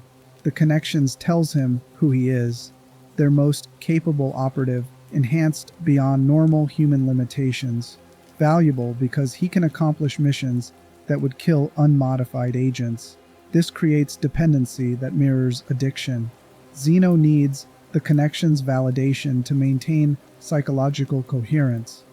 Without their assignments and approval, he's left confronting the identity questions he's avoided through organizational service. So he remains loyal, not out of commitment to their objectives, but out of terror at the prospect of existing without external definition. When Zeno takes Grace to Raccoon City's ruins and the ARC facility beneath the orphanage, his behavior becomes increasingly erratic. He oscillates between professional efficiency and moments where he seems uncertain about what he's doing or why. He explains to Grace that she's the key to Elpis, that Spencer encoded the password in her genetics or consciousness, that unlocking the facility requires her cooperation. But when Grace asks why he believes this, Zeno can't provide coherent explanation. He's repeating what Gideon told him, what the connections research suggested, what analysis of Spencer's notes implied. None of it is his own reasoning. It's all inherited certainty from external sources. Grace recognizes this immediately, pointing out that Zeno is following someone else's theories without verifying whether they make sense. This observation destabilizes Zeno more than direct threats or resistance. Being told he's not thinking for himself confronts the core anxiety his entire psychological structure exists to avoid. He responds with anger, insisting that he understands the situation better than Grace possibly could, that his capabilities prove his judgment is sound, but the anger sounds defensive rather than confident, suggesting Grace hit something true.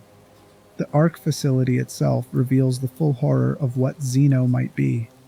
The laboratory contains dozens of failed clones, bodies of children who were created using similar techniques to whatever produced Zeno, who died during development or shortly after activation, who never achieved stable function.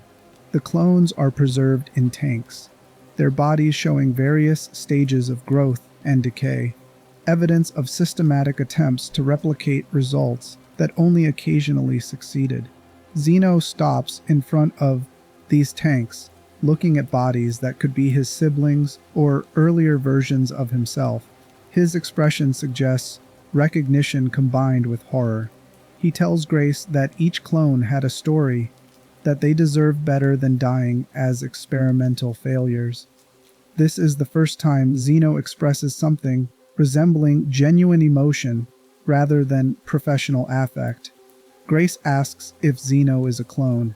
He doesn't answer directly, instead saying that what he is doesn't matter compared to what he can accomplish. This non-answer confirms what Grace already suspects. Zeno doesn't know for certain whether he's a clone of Wesker, a Project W subject who happens to look like Wesker, or something else entirely. His creators probably never told him, leaving him uncertain about his most fundamental origins. This uncertainty explains Zeno's desperate investment in the Elpis project. If Elpis is the consciousness transfer virus he believes it to be, and if unlocking it proves Spencer's genius was real, then Zeno's existence makes sense. He's part of a grand design, a component in achieving human evolution, meaningful because he serves transcendent purposes. But if Elpis is just an antiviral, if Spencer's final project was mundane atonement rather than visionary transformation, then Zeno is a genetically engineered copy created to serve criminal organizations with no deeper significance than any other weapon. When Grace finally accesses Elpis and reveals it's an antiviral rather than a bioweapon, Zeno's identity framework collapses completely. He injects himself with Elpis, expecting transformation or enhancement, believing this will validate everything he's done in service of unlocking it. Instead, the antiviral neutralizes his viral enhancements, stripping away the superhuman abilities that defined his functional identity. The horror on Zeno's face as his powers fade is profound. He's not just losing combat capabilities. He's losing the only thing that made him feel real. His strength, speed, and regeneration were evidence he existed for a purpose, that his creation was meaningful rather than arbitrary. Without them, he's just a confused person who looks like a dead bioterrorist, possessing no identity beyond that superficial resemblance. Gideon's arrival and his contemptuous dismissal of Zeno as nothing but an imitation represents the final destruction of whatever fragile self-concept Zeno maintained. Gideon's betrayal isn't about strategic advantage, it's about someone Zeno trusted to share his belief in Spencer's vision, revealing that he never took Zeno seriously as anything beyond a useful tool. Zeno's murder by Gideon happens quickly, almost casually. Gideon decapitates him with a single motion, ending Zeno's existence before he can process what's happening. There's no dramatic final confrontation, no chance for Zeno to demonstrate value or prove he matters. He's simply eliminated when he stops being useful, his death confirming what he feared his entire life, that he's disposable, replaceable, significant only to the extent he serves purposes determined by others. The game's treatment of Zeno invites empathy while refusing to excuse his actions. He facilitated Victor Gideon's research, helped murder Alyssa Ashcroft, and enabled the Connection's bioweapons development. His identity diffusion and psychological suffering don't erase responsibility for those choices. But understanding that his choices emerged from profound uncertainty about selfhood adds depth to what could have been a simple Wesker clone villain. Zeno represents what happens when people are created or raised to fulfill predetermined functions without being allowed to develop authentic identity. His superhuman abilities couldn't compensate for the fundamental psychological wound of never knowing whether his thoughts and actions were his own or just expressions of whatever template he was copied from. Chapter 5: Raccoon City Syndrome as Collective Trauma. Leon Kennedy removes his gloves in private, examining the black marks spreading across his hands and up his forearms. The discoloration looks like bruising but doesn't fade with time, appearing instead to grow darker and more extensive with each passing day. He's seen these marks before, on the bodies of 6 Raccoon City survivors who died in recent months. Former Mayor Michael Warren among them, all deceased from what Victor Gideon identified as Raccoon City Syndrome. The name itself is revealing. Medical conditions are typically named for the doctor who discovered them or the primary symptom they produce. Raccoon City Syndrome is named for the location where the infected were exposed, framing the disease as fundamentally geographical rather than purely biological. This matters because it establishes the syndrome as something that happened to a specific population in a specific place at a specific time, creating shared identity among survivors that transcends their individual experiences. Clinically, Raccoon City Syndrome is described as latent onset T-virus syndrome, a condition where dormant T-virus particles that entered the body during the 1998 outbreak remained inactive for 28 years before suddenly activating. The virus adapted over decades, developing resistance to the antibodies survivors' immune systems produced, evolving until it could overcome the biological defenses that had previously kept it suppressed. This represents sophisticated viral behavior that real-world science would consider unlikely. Most viruses don't lay dormant for decades, then suddenly activate. But in Resident Evil's universe, where viruses can preserve consciousness and reanimate dead tissue, delayed onset following extended dormancy is biologically plausible within the fiction's internal logic. The progression follows 4 stages. Stage 0 is dormancy. The virus exists in the body, but antibodies keep it inactive, producing no symptoms, while the virus slowly mutates to evade immune response. Stage 1 is activation. Black marks appear on the skin, typically starting at extremities, accompanied by general malaise and coughing. Stage 2 is development. Marks spread throughout the body and into internal organs, causing numbness and occasionally hematemesis, which is the vomiting of blood. Stage 3 is terminal. Marks darken and cover the entire body. Intense pain occurs along with extreme fatigue, and uncontrollable vomiting of blood, with death occurring within 1 to 2 hours of reaching this stage. Leon is somewhere between stage 1 and stage 2 when Requiem's events begin.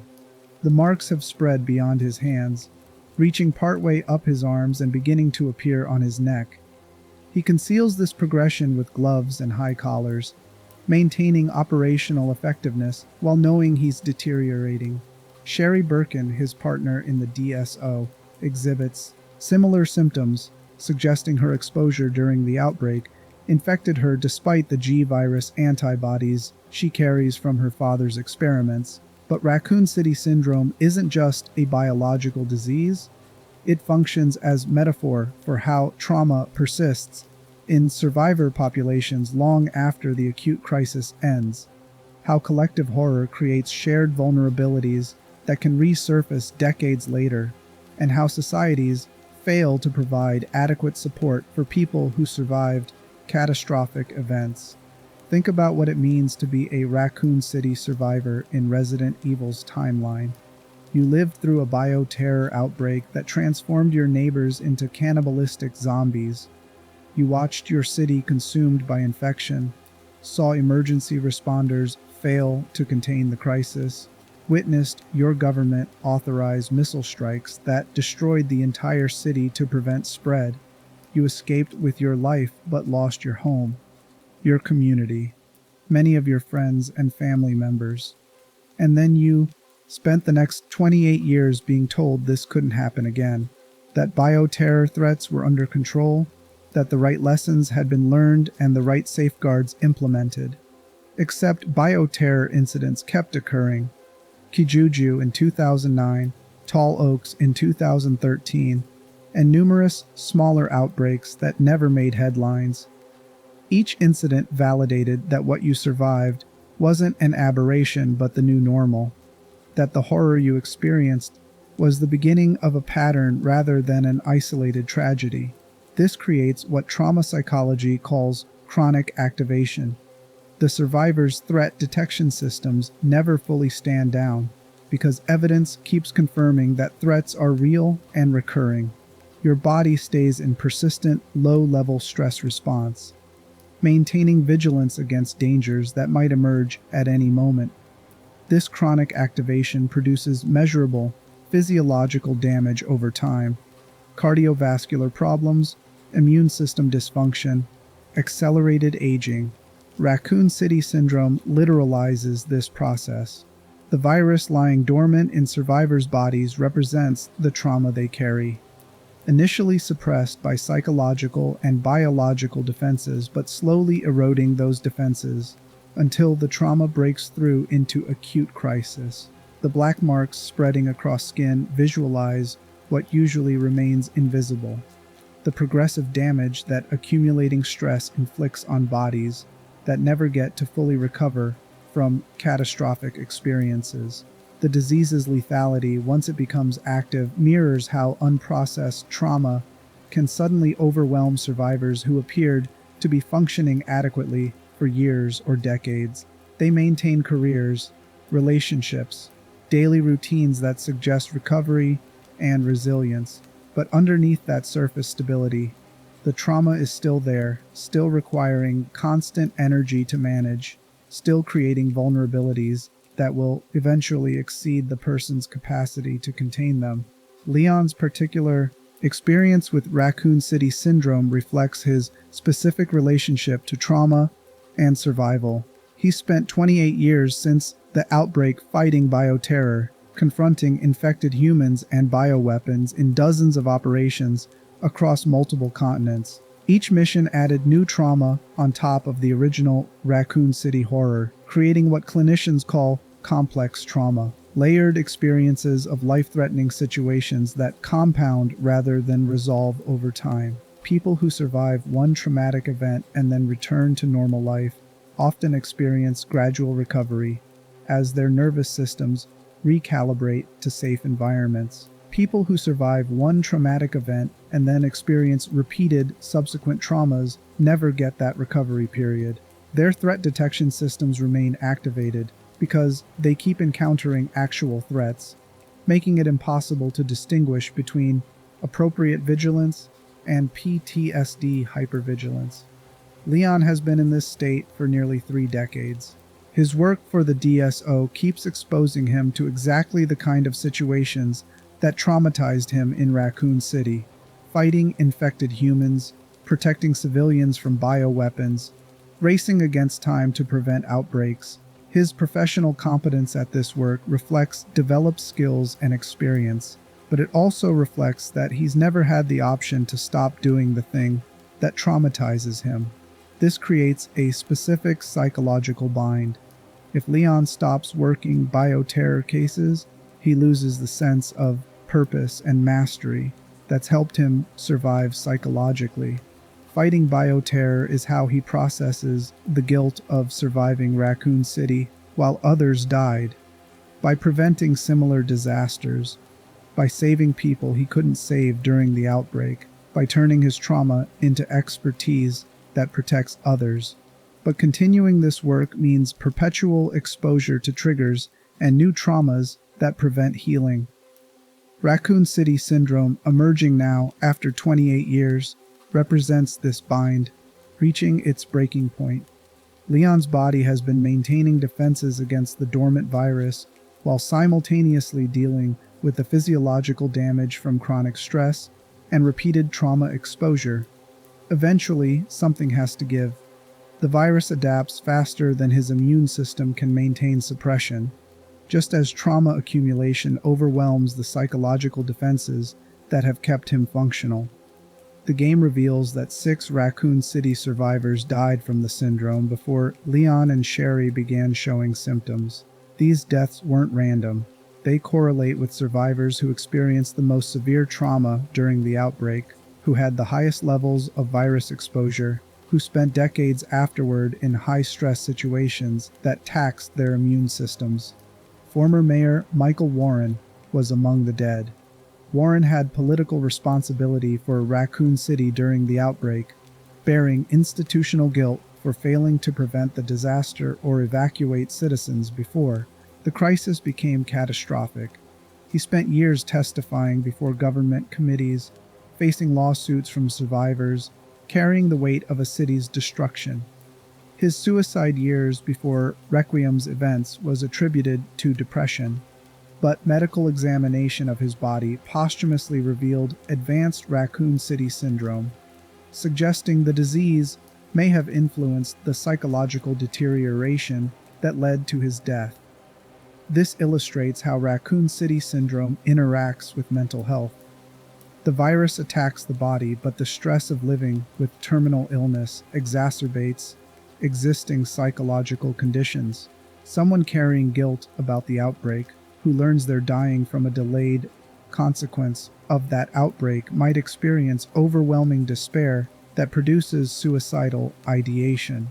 The syndrome didn't directly cause Warren's suicide, but it created conditions where his existing mental health vulnerabilities became lethal. Sherry Birkin's infection, despite her G-virus antibodies, raises questions about why some survivors developed the syndrome while others apparently didn't.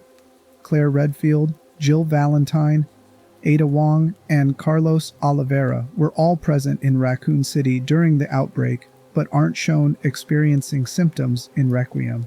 Several factors might explain this differential susceptibility. Jill Valentine was directly infected by the T-virus during Resident Evil 3 and received antiviral treatment from Carlos, potentially providing complete clearance rather than just suppression. She was later subjected to Wesker's experiments before Resident Evil 5 that involved different viral strains, possibly conferring resistance to T-virus derivatives. Claire Redfield left Raccoon City and didn't return to bioterror work, giving her immune system recovery time without the chronic stress that compromises immune function. Ada Wong's status is deliberately ambiguous.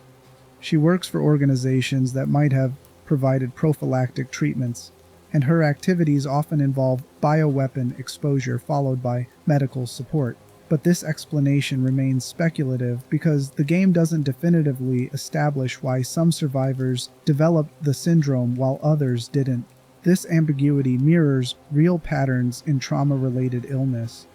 Two people experiencing identical traumatic events will show vastly different long-term health outcomes based on factors like genetic predisposition, available support systems, subsequent stress exposure, and random chance. What matters narratively is that Leon and Sherry are dying from a disease that only exists because they survived something that killed thousands of others. Their survival came with a cost that took nearly 3 decades to present the bill, and that bill is now due in a form that can't be negotiated. They have months at most before Stage 3 kills them, unless they find effective treatment. The urgency this creates drives Requiem's plot forward. Leon isn't investigating Victor Gideon's operations out of professional duty. He's racing against his own deterioration, trying to understand why survivors are dying, and whether anything can prevent his death and Sherry's death. This transforms bioterror investigation from abstract law enforcement into deeply personal stakes. Grace becomes involved because her mother, Alyssa Ashcroft, investigated the pattern of survivor deaths before being murdered.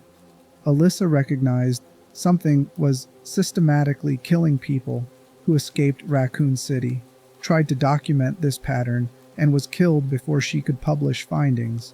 Grace's FBI assignment to investigate suspicious deaths brings her into the same territory that got her mother murdered, creating thematic connection between daughters inheriting mother's unfinished work while also inheriting their vulnerabilities. The revelation that Elpis can cure Raccoon City syndrome transforms Spencer's antiviral from interesting backstory element into narrative necessity. Leon and Sherry need Elpis not as abstract bioweapon to secure, but as literal medicine that will save their lives. Grace needs Elpis to cure Emily's mutation, and Victor Gideon wants to weaponize Elpis for purposes that contradict its intended function. This convergence of needs around a single substance creates the game's central tension, multiple parties pursuing the same objective for completely different reasons, with the outcome determining who lives and who dies, who gets saved, and who gets sacrificed. The choice Grace eventually makes, releasing Elpis rather than destroying it, prioritizes saving specific people she cares about over preventing abstract future harm, choosing known human cost over theoretical risk. Raccoon City Syndrome's thematic function extends beyond individual characters to comment on how societies fail trauma survivors at collective scale. The syndrome affects a specific population, people who survived a disaster caused by corporate malfeasance and government negligence. These survivors should have received comprehensive medical monitoring, psychological support, and research attention focused on potential delayed health effects from virus exposure. They received none of this. After the initial crisis, survivors were left to manage their recovery individually. No coordinated medical follow-up occurred. No research tracked long-term health outcomes. No psychological services addressed collective trauma. Survivors scattered across the country and internationally, losing contact with each other, facing their ongoing struggles in isolation. This pattern reflects real-world responses to mass casualty events. In the immediate aftermath, resources pour in: emergency medical care, crisis counseling, temporary housing, and financial assistance. But within weeks or months, support systems withdraw. Survivors are expected to resume normal life despite carrying trauma and dealing with ongoing health consequences. And when delayed effects emerge years later, there's no infrastructure to address them because society has moved on to newer crises. Raccoon City Syndrome demonstrates the lethal consequences of this abandonment. Survivors carried dormant virus for 28 years without medical monitoring that might have detected activation early. By the time symptoms became obvious, the disease had progressed too far for conventional treatment. The 6 deaths before Leon and Sherry showed symptoms could have been prevented with proper survivor health surveillance and early intervention protocols. But creating those systems requires acknowledging that mass trauma produces delayed costs, that survivors need ongoing support for years or decades, and that preventing long-term harm requires investment that extends beyond the immediate crisis response. This acknowledgement threatens institutional narratives about resilience and recovery, challenges budget priorities that favor acute intervention over chronic care, and forces confrontation with the idea that some harm can't be quickly resolved. So survivors are told to be resilient, to move forward, to not let their trauma define them, and then they die from diseases that only exist because they survived, validating that the trauma actually did define them in ways their bodies never forgot, even when society insisted they should. Chapter 6. Alyssa Ashcroft and Compulsion. Alyssa Ashcroft stands in front of Oswell Spencer, asking a dying man to explain why he destroyed so many lives.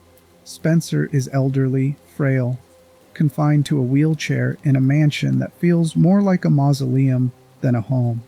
He's agreed to this interview, knowing it will likely be used against him in ongoing legal proceedings, knowing Alyssa has every reason to despise him after what his company did to Raccoon City. But Spencer also knows Alyssa is one of the few people who might understand what he's trying to say. She survived the outbreak. She witnessed firsthand what the T-virus does to human bodies and human communities. She lost friends, colleagues, her entire sense of home to a disaster Spencer's research created. If anyone can comprehend why he spent his final years developing Elpis as atonement rather than continuing bioweapons development, it's someone who carries those scars. Alyssa doesn't trust this narrative. She's a journalist who spent her career investigating institutional corruption, and everything about Spencer's presentation reads as manipulation. The frail elderly man act, the wheelchair, the mansion setting designed to evoke sympathy, these are staging choices meant to shape how she perceives him. She knows people who commit atrocities rarely see themselves as villains, that they construct justifications that reframe their actions as necessary or even noble.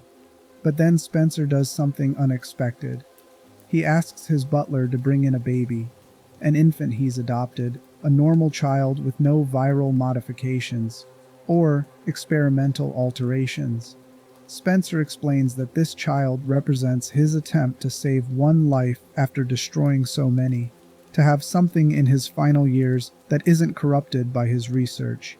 He asks Alyssa to hold the baby, and when she does, Spencer tells her the child is hers if she wants her, that he's making Alyssa the legal guardian because he trusts her to raise this child away from everything he represents. This moment crystallizes the psychological complexity that defines Alyssa's character. She's holding an infant that Umbrella's founder is giving her, making decisions that will shape this child's entire life, processing information that contradicts her understanding of Spencer as purely evil, and she has to make this decision while carrying unresolved trauma from surviving the outbreak Spencer's company caused.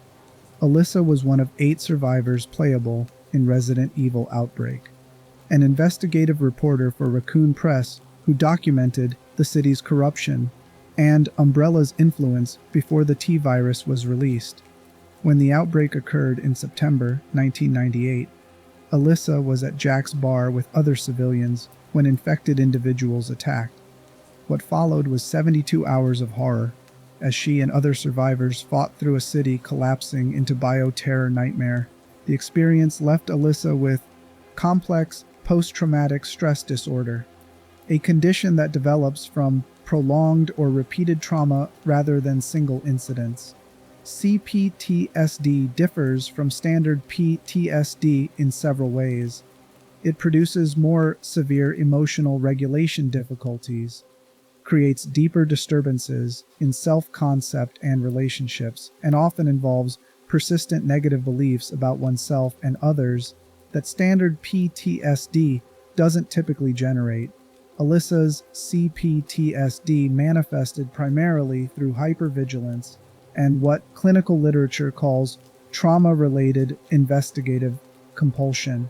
She became obsessively focused on uncovering institutional corruption, on documenting how organizations lie to protect their interests, on exposing the kinds of cover-ups that allowed Umbrella to operate dangerous research facilities in residential areas without public knowledge. This wasn't healthy coping. It was trauma reenactment.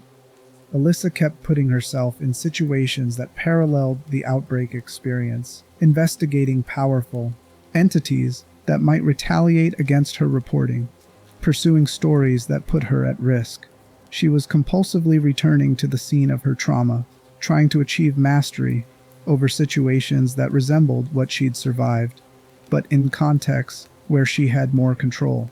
Trauma therapists recognize this pattern as common among survivors who experience powerlessness during their traumatic events. The person seeks out similar situations where they can assert agency, proving to themselves they're not helpless anymore. But this creates a problematic cycle. The new situations produce new stress and potential trauma, preventing the original trauma from being processed, while adding fresh wounds that reinforce the maladaptive pattern. Alyssa's journalism career after Raccoon City reflected this cycle. She specialized in investigative pieces about bioterror, corporate malfeasance in pharmaceutical industries, and government cover-ups of outbreak incidents. Every assignment brought her closer to material that triggered her CPTSD symptoms while simultaneously feeling like the only work that mattered, the only use she could make of her survival. Her colleagues noticed the pattern. Fellow journalists who worked with Alyssa described her as brilliant but reckless, someone who took unnecessary risk to get stories, who couldn't let investigations go even when following them further became dangerous. She received multiple warnings from editors about pursuing leads that put her at physical risk. She ignored these warnings consistently, driven by compulsion she couldn't articulate but couldn't resist. This compulsion intensified after she accepted guardianship of Grace. Normal parenting involves creating stable environments where children feel safe.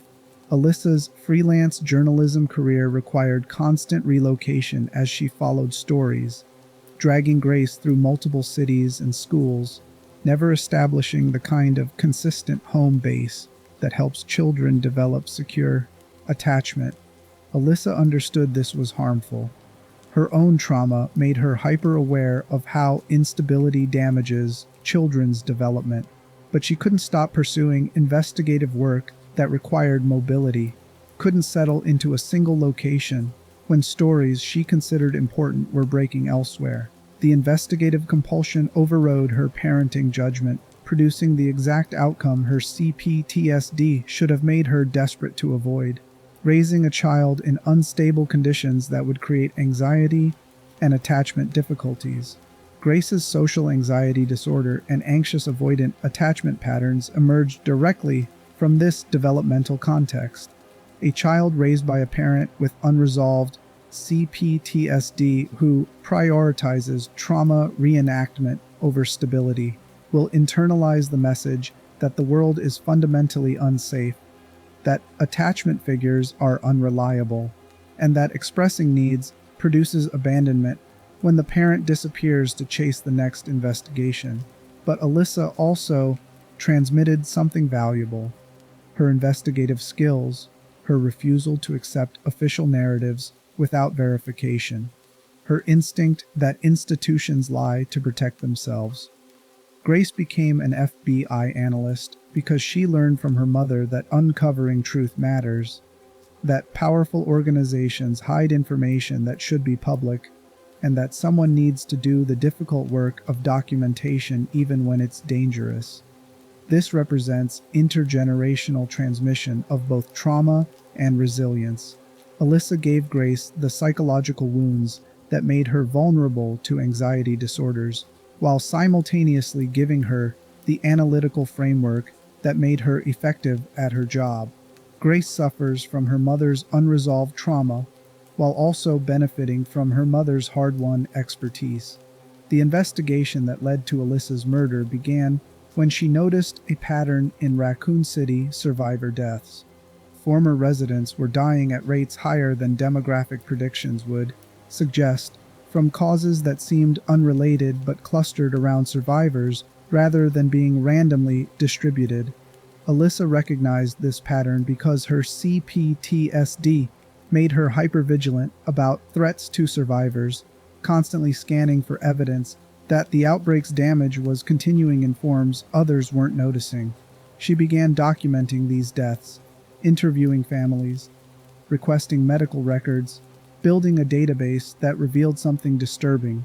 Survivors were developing unusual health conditions years or decades after exposure, conditions that conventional medicine wasn't recognizing as connected to the outbreak. The deaths looked like natural causes or suicides when examined individually, but when aggregated, they showed clear patterns suggesting systematic rather than random causation. This investigation led Alyssa to the Rhodes Hill Chronic Care Center. She discovered that several deceased survivors had received treatment there in the months before their deaths, that the facility had connections to the Spencer Foundation, and that its director Victor Gideon had worked for Umbrella during the T-virus development period. These connections suggested Gideon might be continuing Umbrella-related research using survivors as test subjects. Alyssa contacted the care center, requesting interviews about their treatment protocols for Raccoon City survivors. Gideon agreed to meet her at the Wrenwood Hotel, presenting this as neutral ground where they could discuss his work confidentially.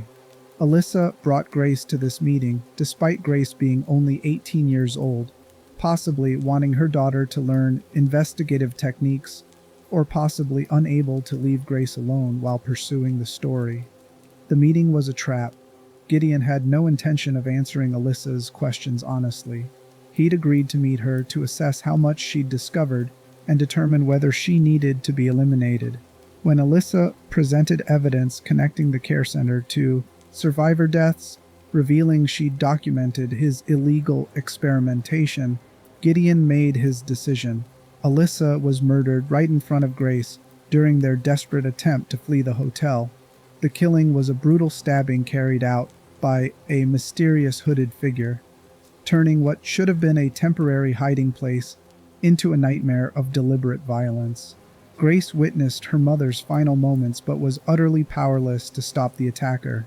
By the time help arrived, Alyssa was dead and the assailant had vanished. The police investigation concluded within weeks that Alyssa's death was accidental. No evidence suggested foul play beyond Grace's testimony that she heard her mother scream and found the door locked.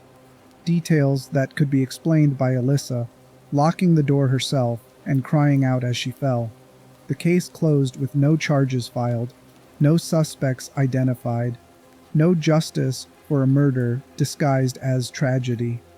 This outcome represents the exact institutional failure Alyssa had spent her career documenting. She'd investigated countless cases where powerful entities committed crimes and escaped accountability through careful staging, complicit authorities, and systems designed to protect institutional interests over individual justice.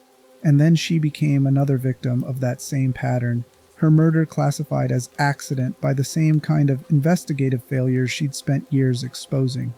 Grace witnessed this from inside the system, watching authorities dismiss evidence, accept convenient explanations, close investigations prematurely. She learned the lesson her mother's CPTSD had been trying to teach through all those relocations and risky investigations. Institutions will not protect you. Official narratives serve power rather than truth. And speaking about what you witnessed will not produce justice if the people who should investigate have incentives to bury findings. This created a specific type of inherited trauma. Grace didn't experience the Raccoon City outbreak directly, but she experienced its delayed consequences through her mother's CPTSD. and through witnessing her mother murdered for investigating those consequences. She carries trauma from an event that happened before she was born, transmitted through her mother's unprocessed suffering and through the violence that suffering ultimately produced. Alyssa's final gift to Grace was the data disk containing her interview with Spencer. She'd hidden this recording, recognizing it might be valuable or dangerous, keeping it separate from her other research materials. The disk contained Spencer's explanations about why he adopted Grace, his expressions of remorse for creating the T-virus, and his descriptions of Elpis as an antiviral designed to cure the damage his previous research had caused. When Grace finally accesses this disk 8 years after her mother's death, she hears Spencer explain that Grace was never meant to be special, never engineered or modified, just a normal child he wanted to save. She hears her mother asking difficult questions, refusing to accept Spencer's narrative without challenge, demonstrating the investigative rigor that made her an effective journalist even when interviewing dying megalomaniacs. And she hears her mother make the decision to accept guardianship of an infant connected to the man who destroyed Raccoon City, choosing to raise this child despite the complications that choice would create, because saving one life mattered even when it came from a compromised source. This recording reframes Grace's entire understanding of her origins. She'd grown up knowing Spencer adopted her and gave her to Alyssa, but not understanding why either adult made those choices. Spencer's explanation that Grace represented his attempt at atonement, combined with Alyssa's decision to accept that responsibility despite her trauma, reveals that Grace exists because two damaged people tried to do something decent despite their psychological wounds. Alyssa's CPTSD made her an imperfect parent who raised Grace in unstable conditions that produced anxiety disorders. But it also made her someone who understood that trauma survivors need support, that children connected to institutional evil deserve rescue, and that accepting responsibility for another person's well-being matters even when you're barely managing your own. The investigative compulsion that drove Alyssa to pursue dangerous stories ultimately got her killed, but it also produced the documentation Grace needs to understand Elpis, to make informed decisions about whether to release or destroy it, and to complete the investigation her mother started. Alyssa's unresolved trauma created the conditions for her murder while simultaneously creating the evidence trail that would eventually expose her murderer. This represents the complex legacy that trauma survivors leave to their children. The same psychological wounds that made Alyssa unable to provide stable parenting also made her capable of the investigative work that matters for accountability and truth. Grace suffers from her mother's CPTSD, while also benefiting from her mother's refusal to accept official narratives without verification. When Grace chooses to release Elpis rather than destroy it, she's honoring multiple legacies simultaneously. She's completing Spencer's redemptive project by ensuring his antiviral can cure people. She's finishing her mother's investigation by exposing Gideon and the connections.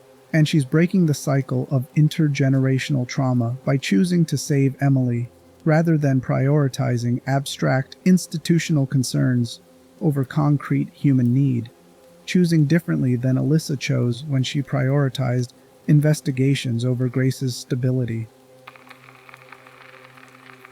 Chapter 7. Leon Kennedy and Survival Guilt. Leon removes his gloves again, alone in a Raccoon City safe house, watching the black marks spread further up his arms. 28 years ago, he was a rookie cop arriving for his first day of work to find the city consumed by bioterror. He survived that night through a combination of skill, luck, and help from people who died saving him. And he's spent nearly 3 decades trying to justify why he lived when so many others didn't. Survival guilt is the persistent belief that you don't deserve to have survived when others died, often accompanied by rumination about whether you could have saved people who were lost. whether your survival came at someone else's expense, and whether continuing to live dishonors those who died. It's common among survivors of mass casualty events, combat veterans, and anyone who experienced situations where survival felt arbitrary rather than earned. Leon's survival guilt has shaped every major decision he's made since Raccoon City. He didn't choose to become a DSO agent out of passion for law enforcement or bioterror prevention. He was coerced by government threats to experiment on Sherry Birkin unless Leon accepted their assignment.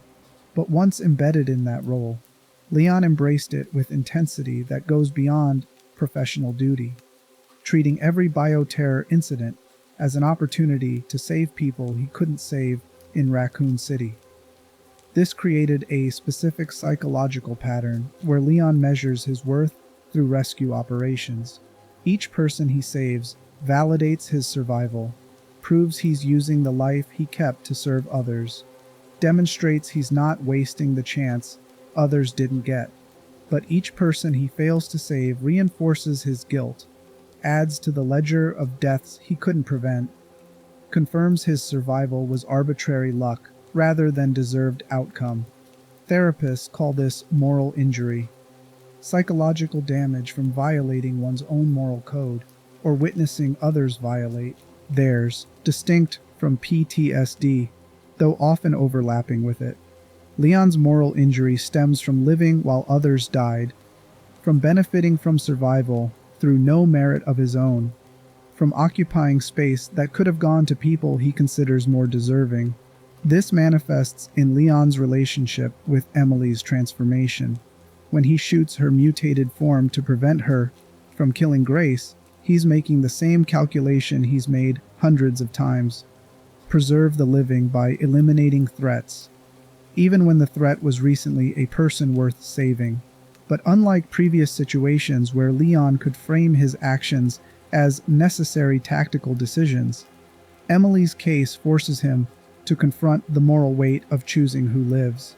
He shoots carefully, avoiding vital areas, creating the possibility that Emily could be saved if cure becomes available. This represents Leon's expertise applied with restraint born from experience. He's learned that transformation isn't always permanent, that sometimes the person can be recovered if you don't kill too thoroughly. But it also represents his survival guilt, expressing through professional decisions, his desperate need to believe he can save people even when circumstances make salvation impossible. When Leon later reveals to Grace that Emily survived and can be cured with Elpis, his relief is profound. For once, the calculation worked. He made the hard choice to shoot a child, but he did it in a way that left options open, and those options paid off. Emily lives because Leon's guilt about past failures made him unwilling to accept that failure was inevitable this time. But Leon's survival guilt creates problems beyond individual rescue decisions. It's prevented him from forming lasting romantic relationships, from building the kind of personal life that might provide meaning beyond his work. Every attempt at connection confronts him with the question of whether he deserves happiness when people who died in Raccoon City or subsequent outbreaks will never have that opportunity. This represents a common pattern in trauma survivors with severe guilt. They unconsciously punish themselves by denying themselves normal life experiences, maintaining emotional isolation as penance for survival. Leon is functionally alone despite being surrounded by colleagues and allies, maintaining professional relationships while avoiding emotional intimacy that might make him feel less deserving of the guilt he carries. Raccoon City Syndrome's emergence forces Leon to confront whether his decades of rescue operations have balanced the moral ledger. If he dies from delayed T-virus activation, do all those missions mean anything? Does saving hundreds of people validate his survival if he ultimately dies from the same outbreak that killed Raccoon City residents? Or does his death just confirm that survival was temporary reprieve rather than permanent escape? These questions don't have satisfactory answers, which is part of what makes survival guilt so psychologically corrosive. There's no objective metric for determining whether you've done enough to justify living when others died.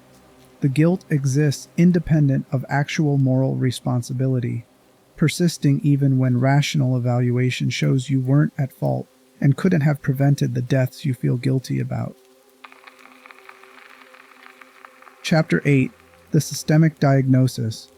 We've examined individual pathology, Grace's social anxiety, Gideon's delusional disorder, Emily's institutionalized trauma, Zeno's identity fragmentation, Alyssa's CPTSD, Leon's survival guilt. But focusing exclusively on individual mental health obscures the larger diagnosis that Requiem offers. The systems that create these conditions are pathological in ways that individual treatment cannot address. Victor Gideon's delusions didn't develop in isolation. He worked for Umbrella Corporation, an organization that systematically recruited researchers willing to ignore ethics for profit, that normalized human experimentation as standard protocol, that created institutional cultures where atrocity became routine work. Gideon's delusional disorder made him vulnerable to Umbrella's influence, but Umbrella deliberately selected for that vulnerability, hiring people whose psychological conditions made them useful for illegal research. The Connections continues this pattern, funding researchers like Gideon specifically because their mental illness makes them controllable and willing to take risks that sane scientists would refuse. The organization doesn't cure delusions. It weaponizes them, exploiting psychological vulnerabilities for institutional profit while maintaining deniability about the atrocities that result. This represents systemic evil that transcends individual pathology. Even if every mentally ill researcher were somehow treated and cured, organizations like the Connections would simply recruit new researchers with different vulnerabilities. The problem isn't that disturbed individuals exist. It's that systems identify and exploit disturbance for purposes that maximize harm. Raccoon City Syndrome literalizes this systemic pathology. The disease exists because Umbrella's research created viruses that could lay dormant for decades before killing survivors. The outbreak happened because corporations were allowed to conduct dangerous research in residential areas without meaningful oversight. And the syndrome went undetected for 28 years because no institutional infrastructure existed to monitor survivor health or investigate delayed effects. Each level of failure, corporate malfeasance, regulatory capture, post-crisis abandonment of survivors, represents a different systemic pathology. And these pathologies persist after individual villains die because they're embedded in institutional structures that incentivize the same behaviors that produced previous disasters. Grace's choice to release Elpis rather than destroy it represents a rejection of systemic logic. Institutional thinking would prioritize preventing the antiviral from being weaponized over saving specific individuals. Grace prioritizes the people in front of her: Leon, Emily, Sherry, all the other survivors dying from Raccoon City Syndrome. She chooses immediate human need over abstract institutional concerns about future risk. This choice is presented as correct within the game's narrative framework. Emily lives, Leon and Sherry are cured. The syndrome can be treated, but the institutional systems that created these problems remain intact, waiting to produce new disasters that will require new impossible choices from new protagonists who inherit trauma they didn't create. Conclusion: the Rhodes Hill Chronic Care Center stands empty now, a crime scene cordoned off while investigators document Gideon's experiments. The ARC facility beneath Raccoon City is being sealed, buried again under classified protocols that will probably keep it hidden for another few decades. Grace files her report with the FBI, exposing the Connections' involvement and Victor Gideon's crimes, knowing the investigation will probably produce minimal accountability because organizations like the Connections rarely face real consequences. Emily is alive, living with Grace, beginning the long process of recovering from institutionalized trauma. She can see now. The Elpis cure restored her vision along with her humanity, and she's learning what the world looks like beyond glass cells and isolation wards. The flat affect is diminishing slowly as she experiences environments where emotions are safe to express. Leon is cured of Raccoon City Syndrome, the black marks fading from his skin as the antiviral eliminates the dormant T virus. His survival guilt remains. Elpis can cure biological infection, but not psychological wounds. He'll spend the rest of his life trying to justify his survival through rescue operations, carrying moral injury that no medicine can address. Grace's social anxiety hasn't disappeared. She still experiences discomfort in crowds, still struggles with attachment, still carries the developmental trauma of unstable childhood with a mother who loved her but couldn't provide stability. But she's made choices that differ from her anxiety disorder's predictions.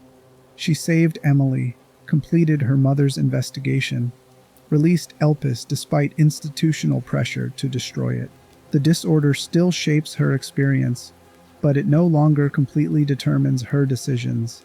Every mental disorder explained in Resident Evil Requiem continues existing beyond the game's conclusion. The individuals carrying these conditions will manage them for the rest of their lives with varying degrees of success. Some will receive treatment that helps. Others will deteriorate as untreated conditions worsen. Many will pass their trauma to their children, continuing cycles of inherited suffering that span generations. But understanding these disorders, how they develop, what they do to people, why they persist, how systems exploit them, creates the possibility of different responses.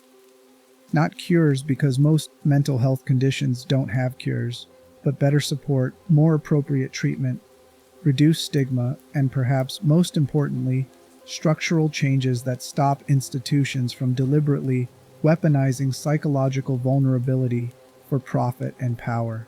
The horror in Resident Evil has never been the zombies.